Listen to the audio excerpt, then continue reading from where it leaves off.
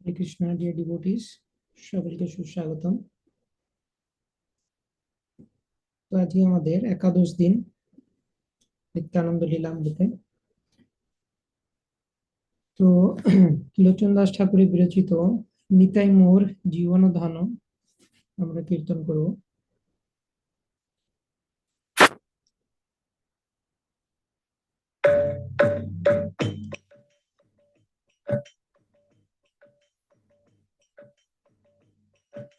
নিতাই মোর জীবন ধন, নিতাই মোর জাতি, নিতাই মোর জীবন ধন, নিতাই মোর জাতি। নিতায় বিহনে মোর আর নাহি গতি, নিতায় বিহনে মোর আর নাহি গতি। নিতাই মোর জীবন ধন, নিতাই মোর জাতি, নিতাই মোর জীবন ধন, নিতাই মোর জাতি। সংসার সুখের মুখে তুলে দিয়েছ, সংসার সুখের মুখে তুলে দিয়েছ,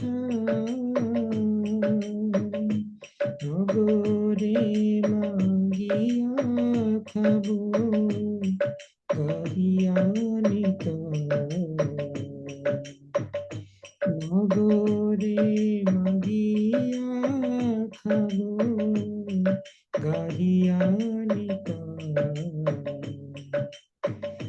নিতাই মোর জীবন ধন, নিতাই মোর জাতি, নিতাই মোর জীবন ধন, নিতাই মোর জাতি। যে দেশে নিতাই নাই, সে দেশে না যাব, যে দেশে নিতাই নাই, সে দেশে না যাব। নিতাই বিমুখ জানা, মুখ না হেরিব, নিতাই বিমুখ জানা, মুখ না হেরিব। নিতাই মোর জীবন ধন, নিতাই মোর জাতি, নিতাই মোর জীবন ধন, নিতাই মোর জাতি। গঙ্গা যার পদ জল পরশিরে ধরে, গঙ্গা যার পদ জল পরশিরে ধরে, হেন নিতাই না ভজিয়া দুঃখ পেয়ে মরে, হেন নিতাই না ভজিয়া দুঃখ পেয়ে মরে। নিতাই মোর জীবন ধন, নিতাই মোর জাতি, নিতাই মোর জীবন ধন, নিতাই মোর জাতি। লোচন বলে মোর নিতাই জীবনাহি মানে লোচন বলে মোর নিতাই জীবনাহি মানে অনলোভে যায় তার মাঝ মুখ খানি অনলোভে যায় তার মাঝ মুখ খানি তাই মোর জীবন ধন নিতাই মোর জাতি নিতাই মোর জীবন ধন নিতাই মোর জাতি নিতাই মোর জীবন ধন নিতাই মোর জাতি নিতাই মোর জাতি নিতাই মোর জাতি। श्री नित्यानंद राम की जय, चैतन्य महाप्रभु की जय, श्यामद गौर भक्त वृंद की जय। हरे कृष्ण कृष्ण कृष्ण हरे हरे, हरे राम राम राम हरे हरे। ओम अज्ञानतिमिरान्धश्च ज्ञानाञ्जनशलाकया चक्षुरुन्मीलितं येन तस्मै श्रीगुरवे नमः। श्रीचैतन्यमनोभीष्टं स्थापितं येन भूतले स्वयं रूपकदा मह्यं ददाति स्वपदान्तिकं। वन्देऽहं श्रीगुरो श्रीयुतापदकमलं श्रीगुरून् वैष्णवांश्च श्रीरूपं साग्रजातं सहगना रघुनाथान्वितं तं सजीवं साद्वैतं सावधूतं परिजनसहितं कृष्णचैतन्यदेवं श्रीराधाकृष्णपादान् सहगना ललिता श्रीविशाखान्वितांश्च। नमः ओं विष्णुपादाय कृष्णपृष्ठाय भूतले श्रीमते भक्तिवेदांत स्वामिनिति नामिने। नमस्ते सारस्वते देवे गौरवाणी प्रचारिणे निर्विशेष शून्यवादी पाश्चात्य देशतारिणे। वाञ्छाकल्पतरुभ्यश्च कृपा सिन्धुभ्य एव च पतितानां पावनेभ्यो वैष्णवेभ्यो नमो नमः। नमो महावदन्याय कृष्ण प्रेम प्रदायते कृष्णाय कृष्ण चैतन्य नाम्ने गौरत्विषे नमः। पंचतत्वात्मकं कृष्णं भक्तरूपस्वरूपकं भक्तावतारं भक्ताख्यं नमामि भक्तशक्तिकम्। हे कृष्ण करुणा सिंधो दीनबंधो जगत्पते गोपेश गोपिका कांत राधा कांत नमोस्तुते। तप्त कांचन गौरांगी राधे वृंदावनेश्वरी वृषभानुसुते देवी प्रणमामि हरिप्रिये। तप्त कांचन गौरांगी राधे वृंदावनेश्वरी वृषभानुसुते देवी प्रणमामि हरिप्रिये। नीलाचल निवासाय नित्याय परमात्मने बलभद्र सुभद्राभ्यां जगन्नाथाय ते नमः। जय श्री कृष्ण चैतन्य प्रभु नित्यानंद श्री अद्वैत गदाधर शिवासादि गौर भक्तवृंद। हरे कृष्ण कृष्ण कृष्ण हरे हरे, हरे राम राम राम हरे हरे। हरे कृष्ण। तो সকলকে সুস্বাগতম। আরো একবার আমরা নিত্যানন্দ লীলামৃত আলোচনা করব। তো চ্যাট বক্সে কিছু জন বলছেন সাউন্ড কম আসছে, তো বাকিরা একটু জানান যে বাকিদের কাছে ঠিকঠাক সাউন্ড পৌঁছাচ্ছে কিনা। এবং যাদের অসুবিধা নেই ইন্টারনেটের তারা ভিডিও অন করতে পারেন। ওকে, সো লেটস বিগিন। আমরা অনেক কিছু পাস্ট টাইম আলোচনা করেছি নিত্যানন্দ প্রভুর। আগের দিন আমরা একটা খুবই ইন্টারেস্টিং পাস্ট টাইম আলোচনা করেছিলাম যে নিত্যানন্দ প্রভু তিনি বিভিন্ন অলংকার ধারণ করলেন। মহাপ্রভু তাকে বলেছেন প্রিচিং এর জন্য অলংকার ধারণ করছেন, এবং তারপর অলংকার ধারণের পর তিনি যখন নবদ্বীপে এইভাবে প্রচার করছেন, তো বিভিন্ন যে দস্যু চোর ডাকাত, নবদ্বীপে একজন ব্রাহ্মণ দস্যু ছিলেন, তো তিনি নিত্যানন্দ প্রভুকে অ্যাটাক করার প্রচেষ্টা করলেন। তো সেটা আমরা দেখলাম যে প্রথমবার তারা যখন অ্যাটাক করলো, তো দেখলো যে নিত্যানন্দ প্রভু এবং তার পার্শ্বদরা তখন জেগে আসে। তো তারা আহ একটা গাছের নিচে রেস্ট নিতে গেল, ঘুমাতে গেল। তো তারপরে যখন তারা চোখ খুলছে, একদম সকাল হয়ে গেছে। হুম। তো সেভাবে তারা ভাবলো মা চণ্ডী আজকে আমাদেরকে বারণ করলো এইভাবে করতে, পরের দিন চণ্ডী পুজো করে আসবো। তো চণ্ডী পুজো করে আসার পর দেখা যাচ্ছে যে বড় বড় সৈনিক সেখানে তারা সেই বাড়িকে পাহারা দিচ্ছেন। তৃতীয় দিন তারা যখন এলো, দেখা গেল যে কেউ এখানে পড়ে যাচ্ছে, ওইখানে পড়ে যাচ্ছে, কেউ গর্তের মধ্যে পড়ে যাচ্ছে, তারা অন্ধ হয়ে গেল।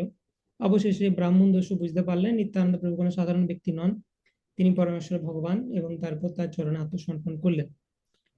তো আজকে আরো কিছু আমরা পাস্ট নিয়ে আলোচনা করব নিত্যানন্দ প্রভুর, এবং তারপরে আমরা খড়দহ নিয়ে আলোচনা করব। তো আমরা এবারে 6টা প্লেস কভার করার পরিকল্পনা করছি: পানিহাটি, খড়দহ, মহেশ, শ্রীরামপুর, আড়িয়াদহ, বরানগর। পানিহাটি আমরা দেখেছি, আলোচনা করেছি, অর্থাৎ শ্রবণের মাধ্যমে দর্শন হয়েছে। তো পানিহাটি, আড়িয়াদহ, বরানগর আমরা দেখেছি। খড়দহ, শ্রীরামপুর এবং মহেশ এখনো ডিসকাস করা বাকি রয়েছে। তো প্রথমে আমরা যাব চৈতন্য ভাগবতের মধ্যলীলা অষ্টম অধ্যায়। সেখানে নিত্যানন্দ প্রভুর কিছু গুণমহিমা কীর্তন করছেন চৈতন্য মহাপ্রভু স্বয়ং।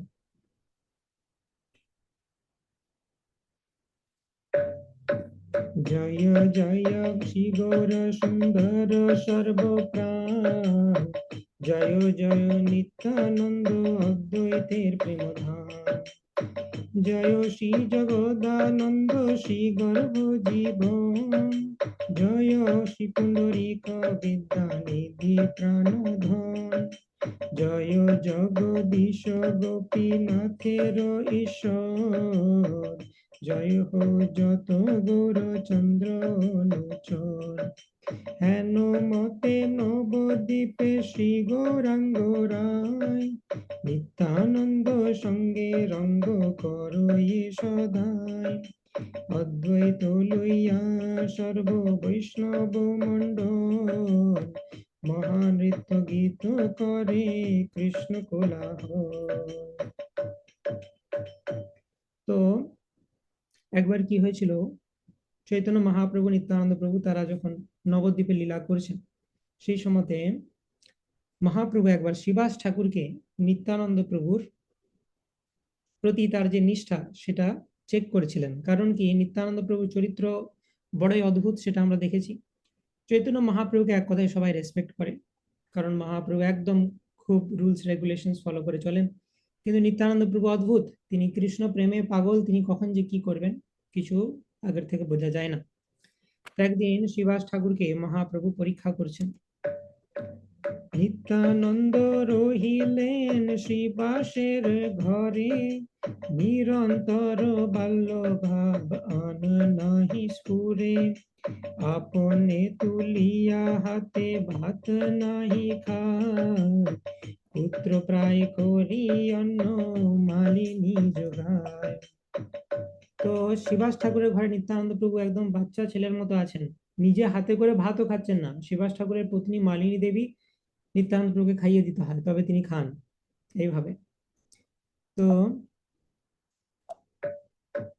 নিত্যানন্দ অনুভব জানে পতিব্রতা, নিত্যানন্দ সেবা করে যেন পুত্র মাতা।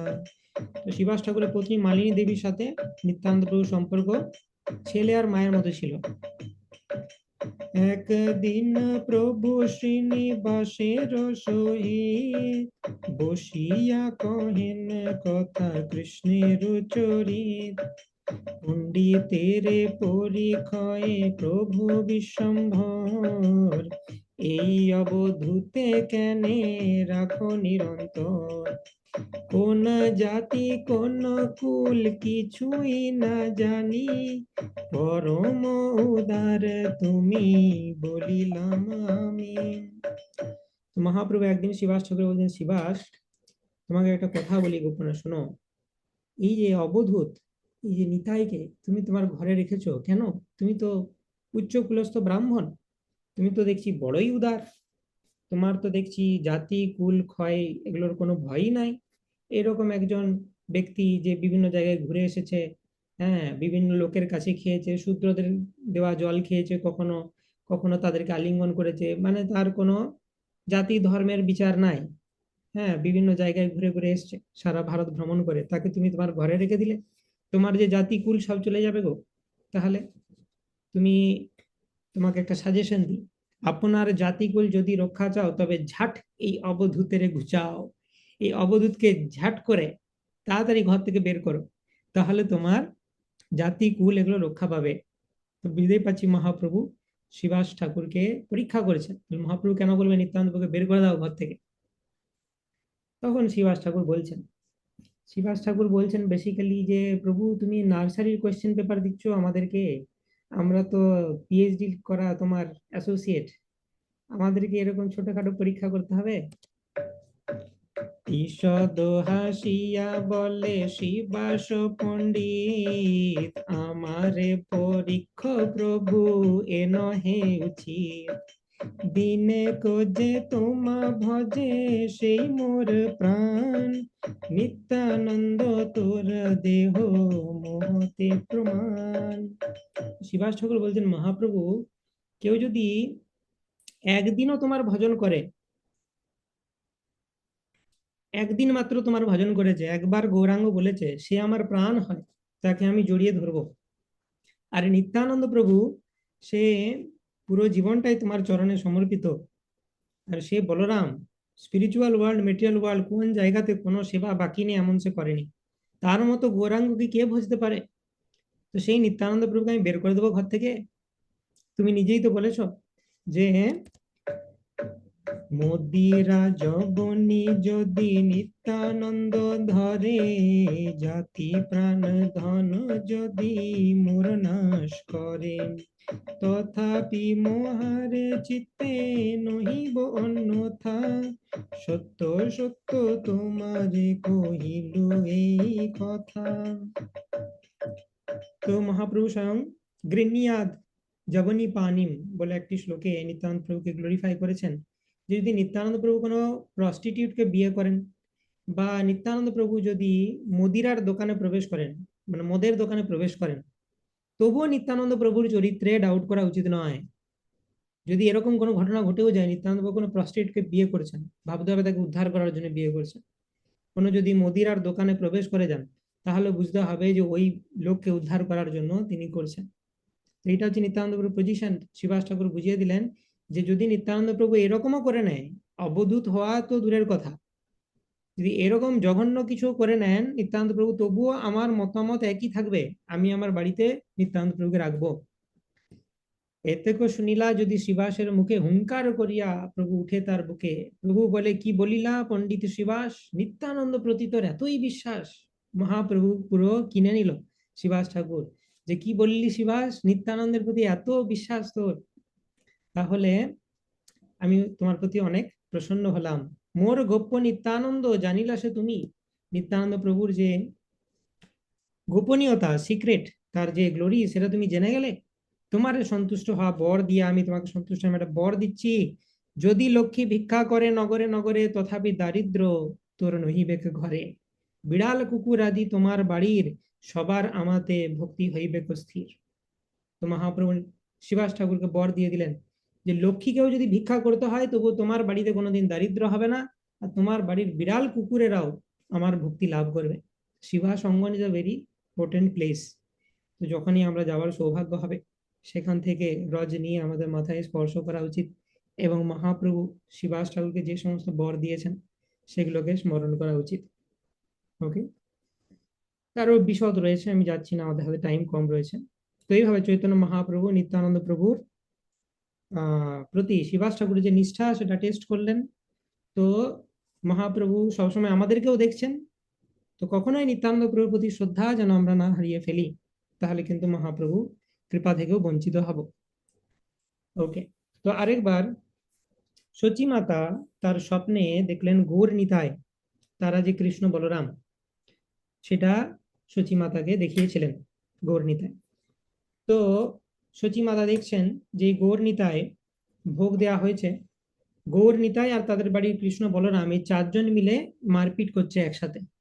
তো এরকম একটা লীলা দেখলেন সচী মাতা। এটা রয়েছে মধ্যলীলা সেম চ্যাপ্টারে 28 শ্লোকে। তো শ্রী সচী মাতার স্বপ্ন শ্রবণ করে মহাপ্রভু উত্তর দিলেন। তো নিত্যানন্দ প্রভুকেও সচী মাতা তার নিজের সন্তানের মতোই দেখেন, নিমায়ের মতোই, নিমায় নিতাই সেম সচী মাতার কাছে। একদিন আই কিছু দেখিলা স্বপনে, নিবৃতে কহিল পুত্র বিশ্বম্বর থানে। তো স্বপ্ন দেখে এসে সচী মাতা তার পুত্র বিশ্বম্ভর অর্থাৎ নিমাই পণ্ডিতকে বলছেন সেই স্বপ্নের কথা। কি বলছেন? নিশি অবশেষে মুই দেখিলু স্বপন, তুমি আর নিত্যানন্দ এই দুইজন। বৎসর পাঁচের দুই ছাওয়াল লইয়া, মারামারি করি দোহে বেড়া উধাইয়া। দুইজনে সন্ধ্যাইলা গোসাইর ঘরে, রামকৃষ্ণ লই দোয়ে হইলা বাহিরে। তো বলছে যে তোমরা বছর পাঁচের বাচ্চা দেখছিলাম তোমাদেরকে, ছোট হয়ে গেছো, আর তোমরা মন্দিরে অল্টার রুমে প্রবেশ করেছো, দিয়ে অল্টারে যে কৃষ্ণ বলরাম আছে তাদের সাথে তোমাদের মারামারি হচ্ছে। তার হাতে কৃষ্ণ, তুমি লয় বলরাম, চারিজনে মারামারি মোর বিদ্যমান। কেউ কৃষ্ণকে নিয়েছে, কেউ বলরামকে নিয়েছে, দিয়ে তোমার মারামারি করছো। হ্যাঁ, তো এইভাবে তারা মারামারি করছে কি জন্য? কৃষ্ণ বলরাম বলছে এটা আমাদের ঘর, কর্ণিতাই বলছে এটা আমাদের ঘর। তো এইভাবে, তো বলছে এই ঘরে যা অফারিং হবে কৃষ্ণ বলরাম বলছে আমরা খাবো, গৌরনিতাই বলছে আমরা খাবো। তো কৃষ্ণ বলরামই সেম গৌরনিতাই। তো মারামারি করার অর্থ কি এখানে বেসিক্যালি? তো বুঝিয়ে দিলেন সচী মাতাকে যে আমরা সেম লেভেলে আছি। মারামারি কখনো হয় যখন সেম লেভেলে দুজন পৌঁছে যায়। সিনিয়র জুনিয়রদের মধ্যে মারামারি হবে না। দুজন ইকুয়াল লেভেলের কেউ যদি থাকে তখন তাদের মধ্যে মারামারি হতে পারে। তো সেটা মারামারি করে বুঝিয়ে দিলেন যে আমরা হচ্ছি সেম। তো এইভাবে নিত্যানন্দ প্রভু তর্জন গর্জন করছেন। তো গৌরচন্দ্র বিশ্বম্ভর আমার ঈশ্বর বলছেন আমার কি ভয় আছে, কোনো অসুবিধা নেই। তো এইভাবে সচী মাতা তার স্বপ্ন বর্ণনা করলেন। জননী বলিয়া নিত্যানন্দ ডাকে মোরে, অন্য দেহ মাতা মোরে ক্ষুধা বড় করে। এতেক বলিতু মুই চেতন পাইলু, কিছু না বুঝিলু মুই তোমারে কহিলু। হাসে প্রভু বিশ্বম্ভর শুনিয়া স্বপন, জননীর প্রতি বলে মধুর বচন। তো বলছে তারপর নিত্যানন্দ প্রভু আমাকে জিজ্ঞেস করলো যে মা আমাকে একটু খেতে দাও। তো তখন আমার চেতন হয়ে গেল, আর আমার স্বপ্নটা ভেঙে গেল।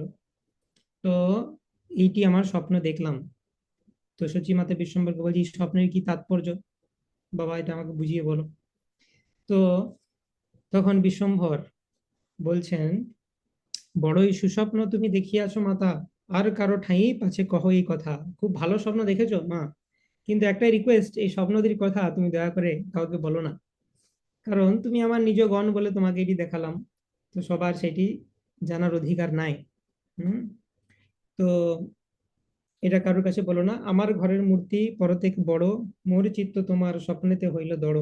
মুই দেখো বারে বারে নৈবেদ্যের সাজে, আদা আদি না থাকে না কহে কারে লাজে। তোমার বধুরে মোর সন্দেহ আছিল, আজি সে আমার মনে সন্দেহ ঘুচিল। আছে লক্ষ্মী জগন্মাতা স্বামীর বচনে, অন্তরে থাকিয়া সব স্বপ্ন কথা শুনে। তো বলছে যে আমাদের বাড়িতে সাক্ষাৎ বিরাজমান রয়েছেন কৃষ্ণ বলরাম। সেই জন্য যখনই ভোগ দেওয়া হয় অনেক সময় দেখা যায় যে কিছু ভোগ খেয়ে নিয়েছে। হুম তো সেটাতে চিন্তার কিছু নেই, সেটা অ্যাকচুয়ালি কৃষ্ণ বলরাম নিজেই খাচ্ছেন। তো এইভাবে সচী মাতা তার এই সৌভাগ্য হলো। বিভিন্ন অ্যাকচুয়ালি ভক্তদের কাছে মহাপ্রভু নিত্যানন্দ প্রভু তাদের যে রূপ প্রকাশ করেছিলেন মহাপ্রকাশ লীলাতে, সেখানেও মহাপ্রভু তার কিছু ক্লোজ অ্যাসোসিয়েটদের সামনে প্রকাশ করেছিলেন যে তিনি হচ্ছেন পরমেশ্বর ভগবান। তিনি অদ্বৈত আচার্যের সামনে বিশ্বরূপ দেখিয়েছিলেন, নিত্যানন্দ প্রভুকে ষড়ভুজ দেখিয়েছিলেন, আবার সার্বভৌম ভট্টাচার্যকে ষড়ভুজ দেখিয়েছিলেন, রায় রামানন্দকে দেখিয়েছিলেন কৃষ্ণ রাধাকৃষ্ণ থেকে অভিন্ন। তো এটা একমাত্র যারা ক্লোজ অ্যাসোসিয়েট, এবং সচিমাতা অবশ্যই তার মধ্যেই পড়ে, তো ক্লোজ অ্যাসোসিয়েটরা এই সৌভাগ্য অর্জন করেন। তো আরেকবার কি হয়েছিল, চৈতন্য মহাপ্রভু বিষ্ণুপ্রিয়া দেবীর সাথে, অর্থাৎ লক্ষ্মীপ্রিয়া দেবী তখন গত হয়েছেন। মহাপ্রভু যখন বিবাহের পরে প্রথমে লক্ষ্মীপ্রিয়া দেবীর সাথে বিবাহ হয়, তারপর মহাপ্রভু বাংলাদেশ যাত্রা করেন। তারপর বাংলাদেশ থেকে যখন মহাপ্রভু ফিরে এলেন, সেই সময়তে লক্ষ্মীপ্রিয়া দেবীর তিরোধান হয়ে যায়। তিনি মহাপ্রভু বিরহে থাকতে না পেরে নিত্যলীলায় প্রবেশ করেন। তার কিছুদিন পর বিষ্ণুপ্রিয়া দেবীর সাথে মহাপ্রভু বিবাহ হয়, এবং এই বিষ্ণুপ্রিয়া দেবী শেষ পর্যন্ত থাকেন মহাপ্রভুর যে সন্ন্যাস সেই সময়তেও তিনি ছিলেন। তো বিষ্ণুপ্রিয়া দেবীর সাথে মহাপ্রভু টাইম স্পেন্ড করছেন। এবং সচী মাতার বেসিক্যালি বিশ্বরূপ সন্ন্যাস গ্রহণ করার পর, বিশ্বরূপ অর্থাৎ মহাপ্রভুর দাদা, বিশ্বরূপের সন্ন্যাসের পর সচী মাতা, জগন্নাথ মিশ্র দুজনেরই ভয় ছিল যে নিমায়ও না সন্ন্যাস গ্রহণ করে।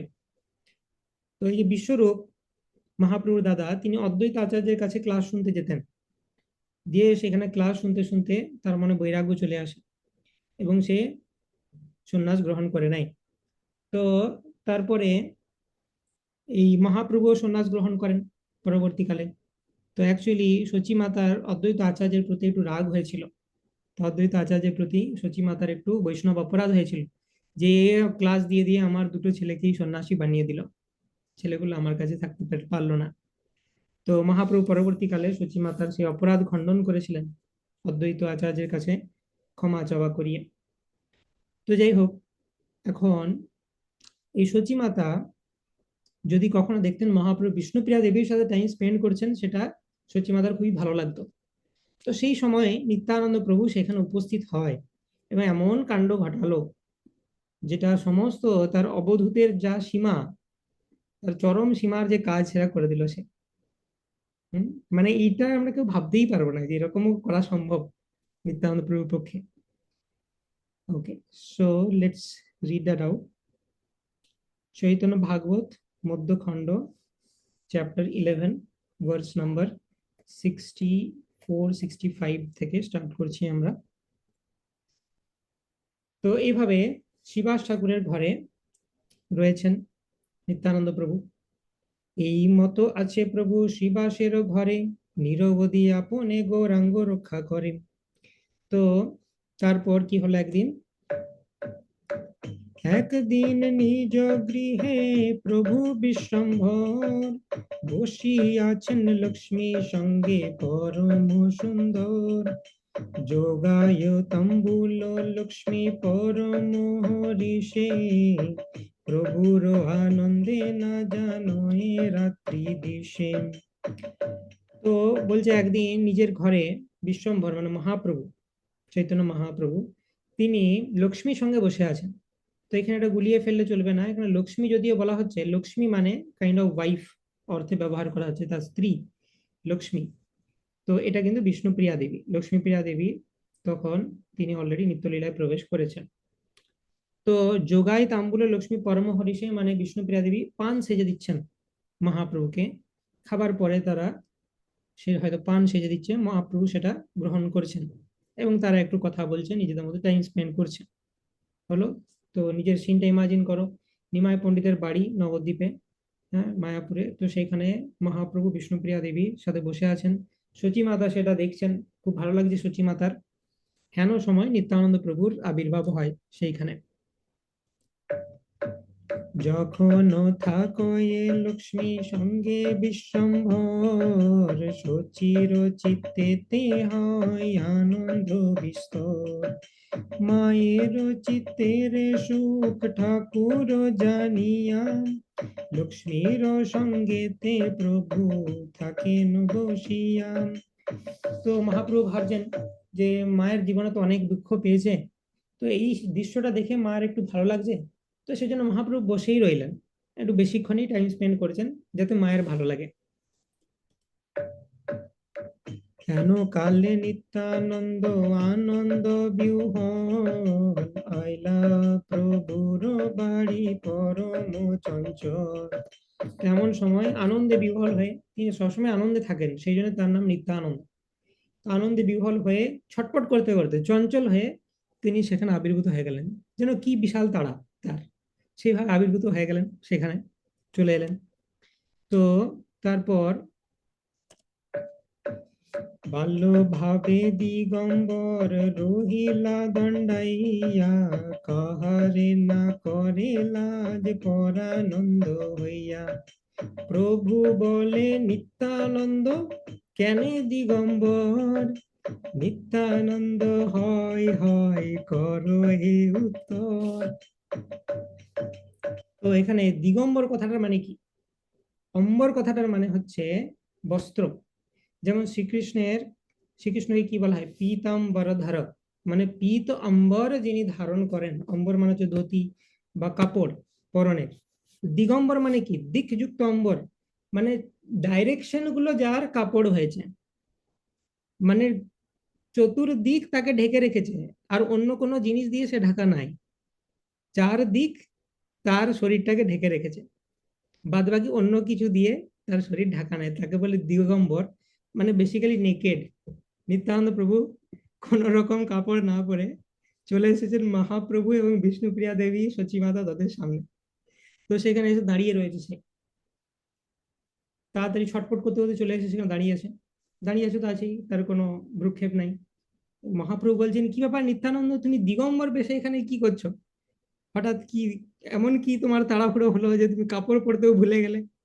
হ্যাঁ, তো নিত্যানন্দ প্রভু তার রেসপন্স কি? আমরা হলে কি, "উই, আমি কাপড় পরতে ভুলে গেছি", সেটাও মানা যায়।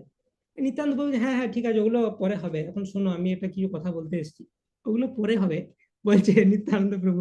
হয় হয়, ওগুলো চলে, কোনো অসুবিধা নাই, আমি যেরকম সেটা চলে আমার ক্যারেক্টারে।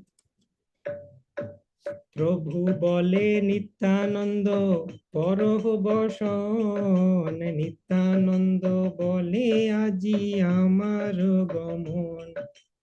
তো মহাপ্রভু বলছে, নিত্যানন্দ সব কথা শুনবো তোমার, তুমি আগে একটা কাপড় পরো, তারপর শুনছি সব।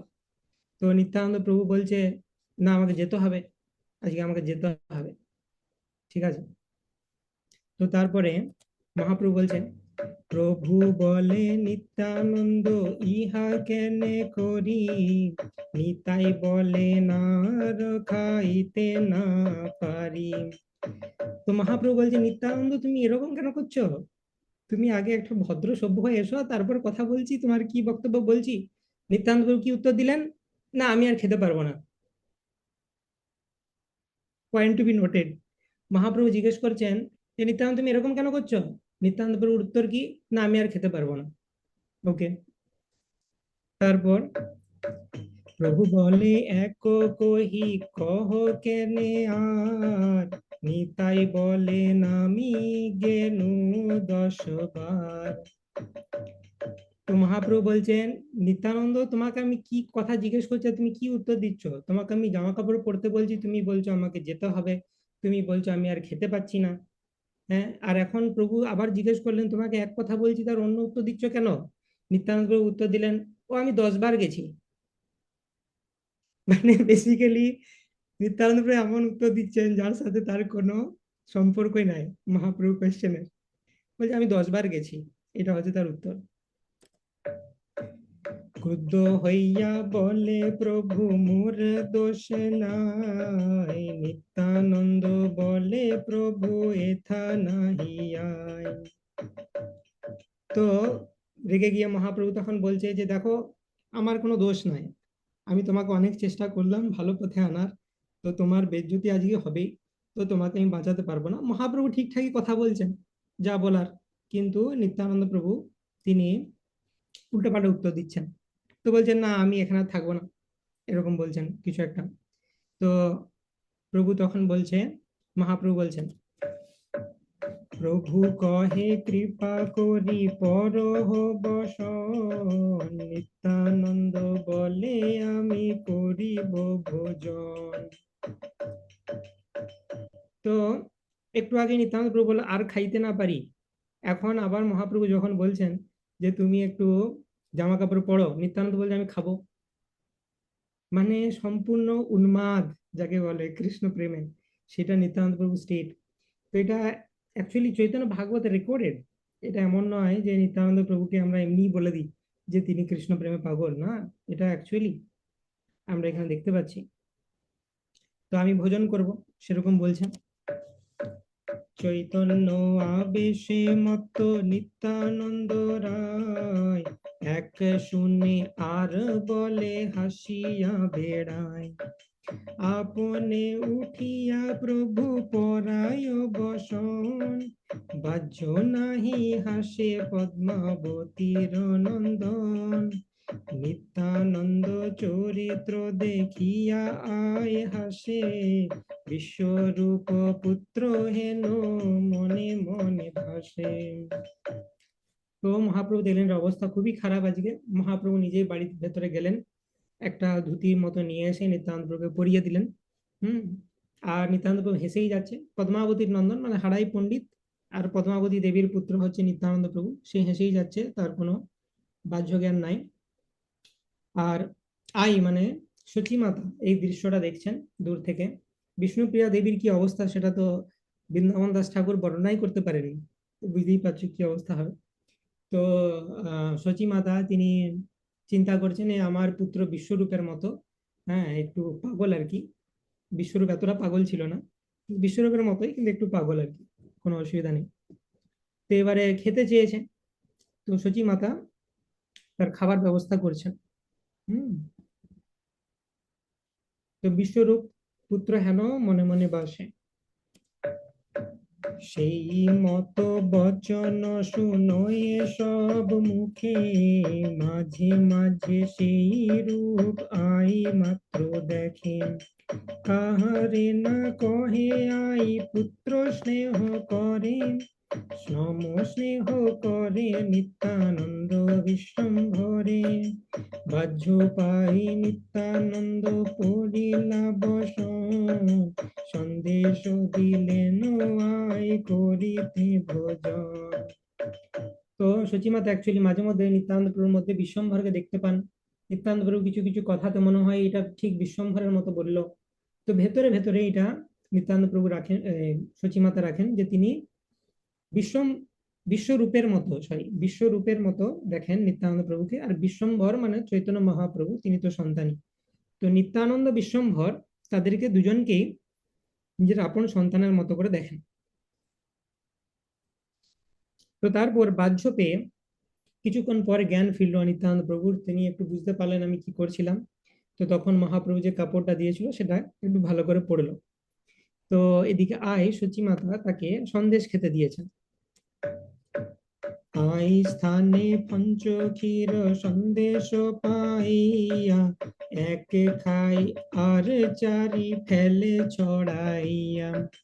হাই হাই বলে আই কেনে ফেলাইলা, নিত্যানন্দ বলে কেনে এক ঠাই দিলা। তো পাঁচটা ক্ষীর খেতে দিয়েছে, ক্ষীরের সন্দেশ খেতে দিয়েছে সচী মাতা। তো একটা ক্ষীরের সন্দেশ খেয়ে চারটাকে ফেলে দিল নিত্যানন্দ প্রভু। সচী মাতা বললে এই তোমার যে খিদে পেয়েছিল তুমি ফেলে দিলে কেন খাবারটা? তো নিত্যানন্দ প্রভু বলছে তুমি একসাথে কেন দিয়েছো, আমাকে একটি একটি করে দিতে পারতে। আমি তো বাচ্চা ছেলের মতো, আমি ফেলে দিতে পারি, মা হয় তোমার দোষ। তুমি একসাথে পাঁচটা সন্দেশ আমাকে দিয়েছো কেন? সেজন্য ফেলে দিয়েছি আমি। মানে যা খুশি। তো তারপর সচিমাতা বলছেন আই বলে আর নাহি তবে কি খাইবা, নিত্যানন্দ বলে চাহ অবশ্য পাইবা। ঘরের ভিতরে আই অপরূপ দেখে, সেই চারি সন্দেশ দেখো পর থেকে।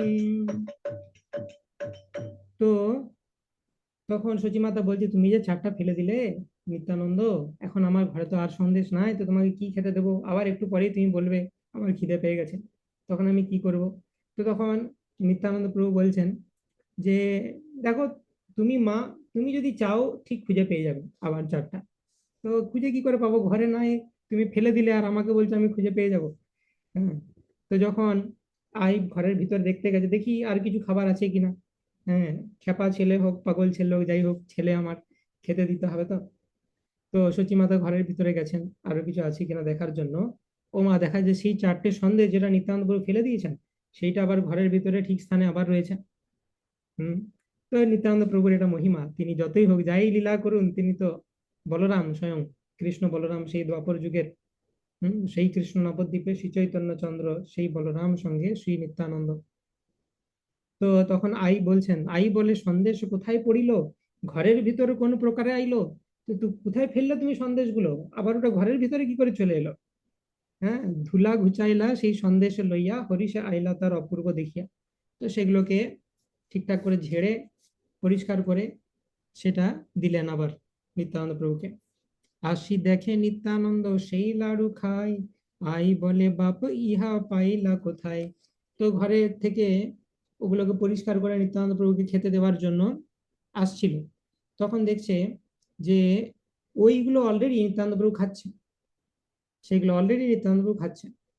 তো নিত্যানন্দ প্রভু তখন বললে, যা ছড়িয়ে ফেললাম আমি, তোমার অনেক দুঃখ হচ্ছে দেখে সেগুলোকে আমি কুড়িয়ে আবার খাচ্ছি। অথচ সচী মাতা সেগুলোকে আবার ঘরের ভিতরে খুঁজে পেয়েছে। তো এইভাবে বিভিন্ন অদ্ভুত অদ্ভুত লীলা করেন নিত্যানন্দ প্রভু সচী মাতার সাথে, মহাপ্রভুর সাথে। অদ্ভুত দেখিয়া আই মনে মনে গনে, নিত্যানন্দ মহিমা না জানে কোন জনে। তো সচী মাতা মনে মনে ভাবছে, নিত্যানন্দ যে কি মহিমা, একে বোঝা খুব ভার। আই বলে নিত্যানন্দ কেনে মোরে ভাড়ো, জানিল ঈশ্বর তুমি মোরে মায়া ছাড়ো। তো তখন সচী মাতা বলছেন, আর আমাকে কেন তুমি বোকা বানাচ্ছ, মানে আমাকে ভাঁড় বুঝাচ্ছ কেন তুমি? হ্যাঁ, যে তুমি ওইগুলোকে কুড়িয়ে খেয়ে নিয়েছো। তুমি নিত্যানন্দ, তুমি ঈশ্বর, সেটা আমি জানি খুব ভালো করেই। তো তুমি নিজের ইচ্ছাতে কোটি কোটি সন্দেশ এরকম তৈরি করতে পারো, তো সেই জন্য তুমি খাচ্ছ। তো আমাকে অ্যাটলিস্ট তুমি ছাড় দাও, আমার উপর তুমি ম্যাজিক দেখিও না, আমি তোমাকে জানি যে তুমি কে বেসিক্যালি। তো বাল্য ভাবে নিত্যানন্দ আইর চরণ, ধরিবারে যাই আয় করে পলায়ন। কিন্তু বাল্যভাবে, অর্থাৎ নিত্যানন্দ প্রভু তার সন্তান মনে করে নিজেকে, আয়ের চরণ ধরতে যাচ্ছেন সচী মাতার, কিন্তু সচী মাতা দূরে পালিয়ে যাচ্ছেন, যে ঈশ্বর নিজে, সে আবার আমাকে কি প্রণাম করবে। এই মত নিত্যানন্দ চরিত্র অগাধ, সুকৃতির ভালো দুষ্কৃতির কার্যবান। নিত্যানন্দ নিন্দা করে যে পাপিষ্ঠ জন, গঙ্গাও তারে দেখি করে পলায়ন। তো এই মতো নিত্যানন্দ প্রভুর স্বভাব, যে সুকৃতি লোকরা তাদের খুব ভালো, আর দুষ্কৃতীদের অনেক সমস্যা। যারা দুষ্কৃতী ব্যক্তি তারা কি করবে, নিত্যানন্দ প্রভুকে ক্রিটিসাইজ করবে, দিয়ে নরকে যাবে। আর যারা সুকৃতি, যারা নিত্যানন্দ প্রভুকে জানেন, গৌর নিতাইকে জানেন, তারা এই লীলাগুলোতে অনেক আনন্দ পাবে, ভক্তগণেরা। যে নিত্যানন্দ প্রভুকে নিন্দা করে, গঙ্গায় ঝাঁপাতে গেলেও সে গঙ্গা পালিয়ে যাবে তাকে, অর্থাৎ গঙ্গাতে যদি সে জোর করে নেমেও যায়, গঙ্গা তার পাপ হরণ করবে না বেসিক্যালি, গঙ্গা পালিয়ে যাবে। মানে অ্যাকচুয়াল যে গঙ্গা, গঙ্গার যে জল, আর তার মধ্যে যে পার্সোনালিটি রয়েছে গঙ্গা দেবী, তিনি পালিয়ে যাবেন বেসিক্যালি। বৈষ্ণবেরে অধিরাজ অনন্ত ঈশ্বর, নিত্যানন্দ মহাপ্রভু শেষ মহিধর। যেতে কেন নিত্যানন্দ চৈতন্যের নহে, তবু সে চরণ ধন রহু করি দয়ে। বৈষ্ণবের পায়ে মোর এই নমস্কার, মোর প্রভু নিত্যানন্দ বলরাম। শ্রীকৃষ্ণ চৈতন্য নিত্যানন্দ চাঁদ যান, বৃন্দাবন দাস তচ্ছু পদ যুগে গান। এইভাবে নিত্যানন্দ প্রভু মহিমা বর্ণনা করে এবং অদ্ভুত অদ্ভুত সুন্দর লীলা বর্ণনা করে এই যে অধ্যায়, সেটাকে সমাপ্ত করা হলো। এটা আমরা দেখলাম। তো আরেকটা সুন্দর পাস টাইম রয়েছে, যেখানে মহাপ্রভু নিত্যানন্দ প্রভুর কৌপিন চাইছেন। অর্থাৎ নিত্যানন্দ প্রভু তিনি যেহেতু অবধূত, তার কৌপিন যা হোক করে তার কাছ থেকে চেয়ে নিলেন মহাপ্রভু, এবং সেইটাকে ছিঁড়ে সমস্ত ভক্তদের মধ্যে ডিস্ট্রিবিউট করে দিলেন। কৌপিন মানে আন্ডারওয়্যার নিত্যানন্দ প্রভুর, হ্যাঁ, ধুতির সাথে কৌপিন পরা হতো আগেকার দিনে। তো সেইটা নিয়ে ছিঁড়ে সেগুলো সমস্ত ভক্তদের দিয়ে দিলেন, এবং নিত্যানন্দ প্রভুর যে পাদোদক চরণ ধৌত জল, সেটা মহাপ্রভু নিজে সমস্ত ভক্তদেরকে পান করালেন। তো যতই নিত্যানন্দ প্রভুর অদ্ভুত লীলা, সেই কারণে মহাপ্রভু বারবার এই জিনিসটা বিভিন্ন ভক্তের মাধ্যমে দেখান, এস্টাবলিশ করেন যে নিত্যানন্দ প্রভু কতটা ইম্পর্টেন্ট। তার চরণ ধৌত জল, তার কৌপিন, এগুলো ভক্তদের মধ্যে ডিস্ট্রিবিউট করার মাধ্যমে মহাপ্রভু মেসেজ দিচ্ছেন। তো বেসিক্যালি যে কোনো এক্সল্টেড ডিভোটিস, তাদের কৌপিন ইজ ভেরি সিগনিফিকেন্ট। যারা অনেক সিনিয়র ব্রহ্মচারী হয়, অনেক নিষ্ঠা সহকারে ব্রহ্মচর্য পালন করেছেন বহুদিন ধরে, তাদের কৌপিন সেটার মধ্যেও অনেক স্পিরিচুয়াল পোটেন্সি থাকে। কারণ কি, এই জগতে সব থেকে ডিফিকাল্ট হচ্ছে সেক্সুয়াল আর্জেস কে কন্ট্রোল করা, জেনিটালস কন্ট্রোল করা।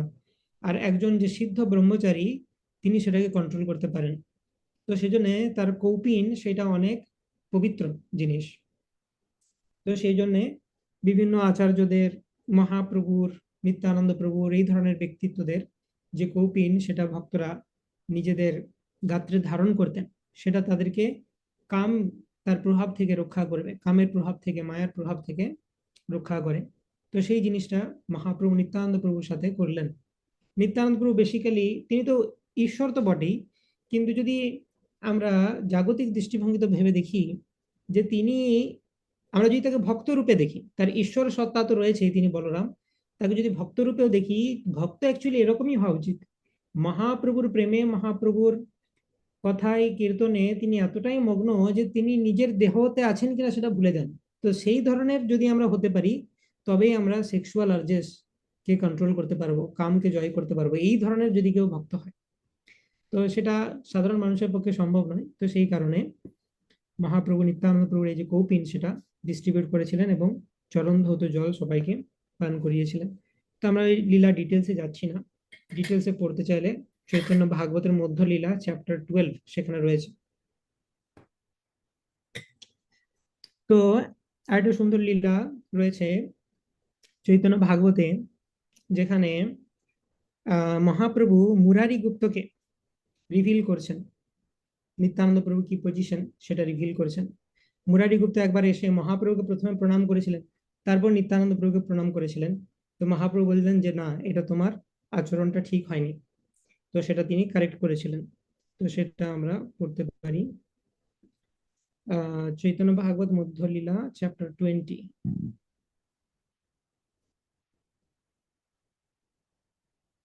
Yes.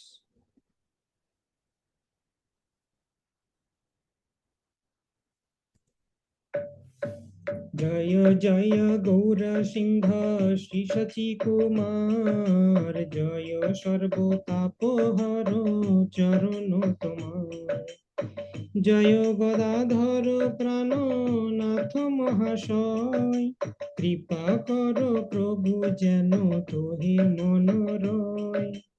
তো এটা ইন্ট্রোডাকশন, যেন চৈতন্য মহাপ্রভুর প্রতি মন থাকে। হেন মতে ভক্ত গোষ্ঠী ঠাকুর দেখিয়া, নাচে গায় কান্দে হাসে প্রেম পূর্ণ হইয়া। এই মতো প্রতিদিনে অশেষ কৌতুকে, ভক্ত সঙ্গে গৌরচন্দ্র করে নানা রূপ। একদিন মহাপ্রভু নিত্যানন্দ সঙ্গে, শ্রীনিবাস গৃহে বসিয়াছে নানা রঙ্গে। একদিন কি হলো, মহাপ্রভু নিত্যানন্দ প্রভুর সাথে এবং অন্যান্য ভক্তরাও সেখানে রয়েছেন। তো শিবাস ঠাকুরের গৃহে, শিবাস অঙ্গনে মহাপ্রভু বসে আছেন। হেন সময় মুরারি গুপ্ত সেইখানে এলেন। আইলা মুরারি গুপ্ত হেন এই সময়, প্রভুর চরণে দণ্ড প্রণাম হয়। শেষে নিত্যানন্দের করিয়া প্রণাম, সম্মুখে রহিলা গুপ্ত মহাজ্যোতির ধাম। মুরারি গুপ্তের প্রভু বড় সুখী মনে, অকপটে মুরারি রে কহেন আপনে। তো এইভাবে তিনি কি করলেন, মুরারি গুপ্ত মহাপ্রভুর অত্যন্ত একজন ক্লোজ অ্যাসোসিয়েট। মুরারি গুপ্তের চর্চা আমরা জানি খুব বিখ্যাত, মহাপ্রভুর যে আদি লীলা তিনি সবকিছু নোট করেছিলেন। হ্যাঁ, তো মুরারি গুপ্ত তিনি রাম ভক্ত হনুমান এবং তার মধ্যে গরুর, এই দুজনের কম্বাইন্ড ইনকারনেশন হচ্ছেন মুরারি গুপ্ত, গরুর এবং হনুমান। তো মুরারি গুপ্ত এসে মহাপ্রভুর চরণে প্রণাম নিবেদন করলেন, তারপরে নিত্যানন্দ প্রভুকে প্রণাম করলেন। যেহেতু মুরারি গুপ্ত মহাপ্রভু খুব ক্লোজ, সেজন্য মহাপ্রভু ইমিডিয়েটলি তাকে শাসন করলেন। অন্য কেউ ভক্ত হলে মহাপ্রভু যদি একটু দূরে হয়, মহাপ্রভু তাকে কিছু বলেন না। হ্যাঁ, কাছের যারা, তাদেরকেই মানুষ শাসন করে না, তাদেরকে ভুলটা ধরিয়ে দেয়। তো সেইটা খুব ইম্পর্টেন্ট যে আমরা আমাদের সাথেও যে সিনিয়র বৈষ্ণবদের সম্পর্ক এরকম হওয়া উচিত যে তারা যেন আমাদের, আমরা যেন তাদের কাছের হতে পারি, মানে তারা যেন আমাদেরকে কারেক্ট করেন। দূরের হলে কি হবে, সবেতেই ভালো ভালো বলবে, হ্যাঁ এটাও ভালো ওটাও ভালো ঠিক আছে, সে ছেড়ে দিবে কৃষ্ণের উপর যে আচরণটা ভুল করলো, কিন্তু বললে হয়তো খারাপ লেগে যাবে, ঠিক আছে কৃষ্ণ ওকে একটা ব্যবস্থা করে বোঝাবে। সেটা ঠিক নয়, তার মানে তুমি বৈষ্ণবের কৃপা থেকে বঞ্চিত হলে। বৈষ্ণবের কৃপা মানে বৈষ্ণব যদি আমাদেরকে কারেকশন দেন যে না এটা তুমি ঠিক করলে না এই জায়গাটাতে, সেটা হচ্ছে অ্যাকচুয়াল কৃপা। তো আমাদেরকে সেই রকম হওয়ার চেষ্টা করতে হবে। মুরারি গুপ্ত যেরকম ছিলেন মহাপ্রভু অকপটে, সেজন্য মুরারি গুপ্তকে বললেন, ব্যতিক্রম করিয়া করিলা নমস্কার, কোথা তুমি শিখাইবা, যে না ইহা জানে ব্যবহারে হেন ধর্ম তুমি লঙ্ঘ কেনে। মুরারি বলে, প্রভু জানিব কে মতে, মোর চিত্ত তুমি লইয়াছো যেন মতে। তো বলছে যে প্রভু আমি তো বুঝতে পারিনি। বেসিক্যালি মহাপ্রভু কি বলছেন, যে তুমি নিত্যানন্দ প্রভুকে আগে প্রণাম না করে আমাকে কেন প্রণাম করলে। তো মহাপ্রভু এই বিষয়গুলোতে খুব সতর্ক। তো যদিও তার ক্লোজ অ্যাসোসিয়েটরা সবাই জানেন যে ইনি কৃষ্ণ উনি বলরাম, তো ঠিক আছে আগে কৃষ্ণকে প্রণাম করলে অসুবিধার কিছু নেই, কৃষ্ণ অবতারী, হ্যাঁ বলরাম তার প্রথম প্রকাশ, সেই দিক থেকে অসুবিধা নেই। কিন্তু যেহেতু এই লীলাতে, গৌর লীলাতে নিত্যানন্দ প্রভু বয়সে বড় মহাপ্রভু থেকে, তো সেজন্য মহাপ্রভু এটা শেখাচ্ছেন মুরারি গুপ্তকে যে তুমি এটা কিন্তু মর্যাদা উল্লঙ্ঘন করলে। তো প্রভু বলে, ভালো ভালো, আজি যাহ ঘরে সকলে জানিয়া জানিবা কালি বলিব তোমারে।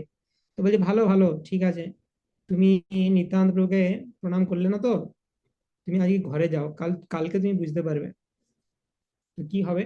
তার সাথে দেখা যাক। সম্ভ্রমে চলিলা গুপ্ত সভয় হরিষে, শয়ন করিলা গিয়া আপনার বাসে। স্বপ্নে দেখে মহাভাগবতের প্রদান, মল্ল বেশে নিত্যানন্দ চলে আগুয়ান। নিত্যানন্দ শিরে দেখে মহানাগ ফনা, করে দেখে শ্রীহল মুসল তার বানা। তো মুরারি গুপ্ত ভয়ে ভয়ে ঘরে গেল, আর আনন্দও হলো, একটু ভয় লাগলো কেন, যে প্রভু এরকম কেন বললো, আজকে ঘরে যেতে কাল আমি বুঝবো, কি বুঝবো, আমাকে কি কিছু বকবে মারবে বা কিছু, আমাকে এটা না বলে দেয় যে কাল থেকে আর এসো না, এরকম হতে পারে। তো সেইভাবে একটু ভয় পেয়েছে। আবার আনন্দও হচ্ছে যে প্রভু আমাকে কিছু একটা শিক্ষা দেবেন, এই যে আমি ভুল করেছি প্রভু আমাকে বকেছেন, তার মানে আমি প্রভুর খুব কাছের।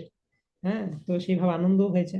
তো সে কি দেখছে, স্বপ্নে নিত্যানন্দ প্রভু তাকে দেখা দিয়েছেন, মহাভাগবতদের প্রধান নিত্যানন্দ প্রভু, তার মাথায় নাগের ফণা, তিনি তো স্বয়ং অনন্ত শেষ, তার হাতে হল এবং মুষল নিয়ে দাঁড়িয়ে আছেন।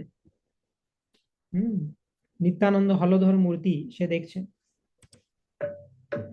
শিরে পাখা ধরি পাছে যাই বিশ্বম্ভর, স্বপ্নে প্রভু, আচ্ছা, স্বপ্নে প্রভু হাসি কহে জানিলা মুরারি, আমি যে কনিষ্ঠ মনে বুঝো বিচারি।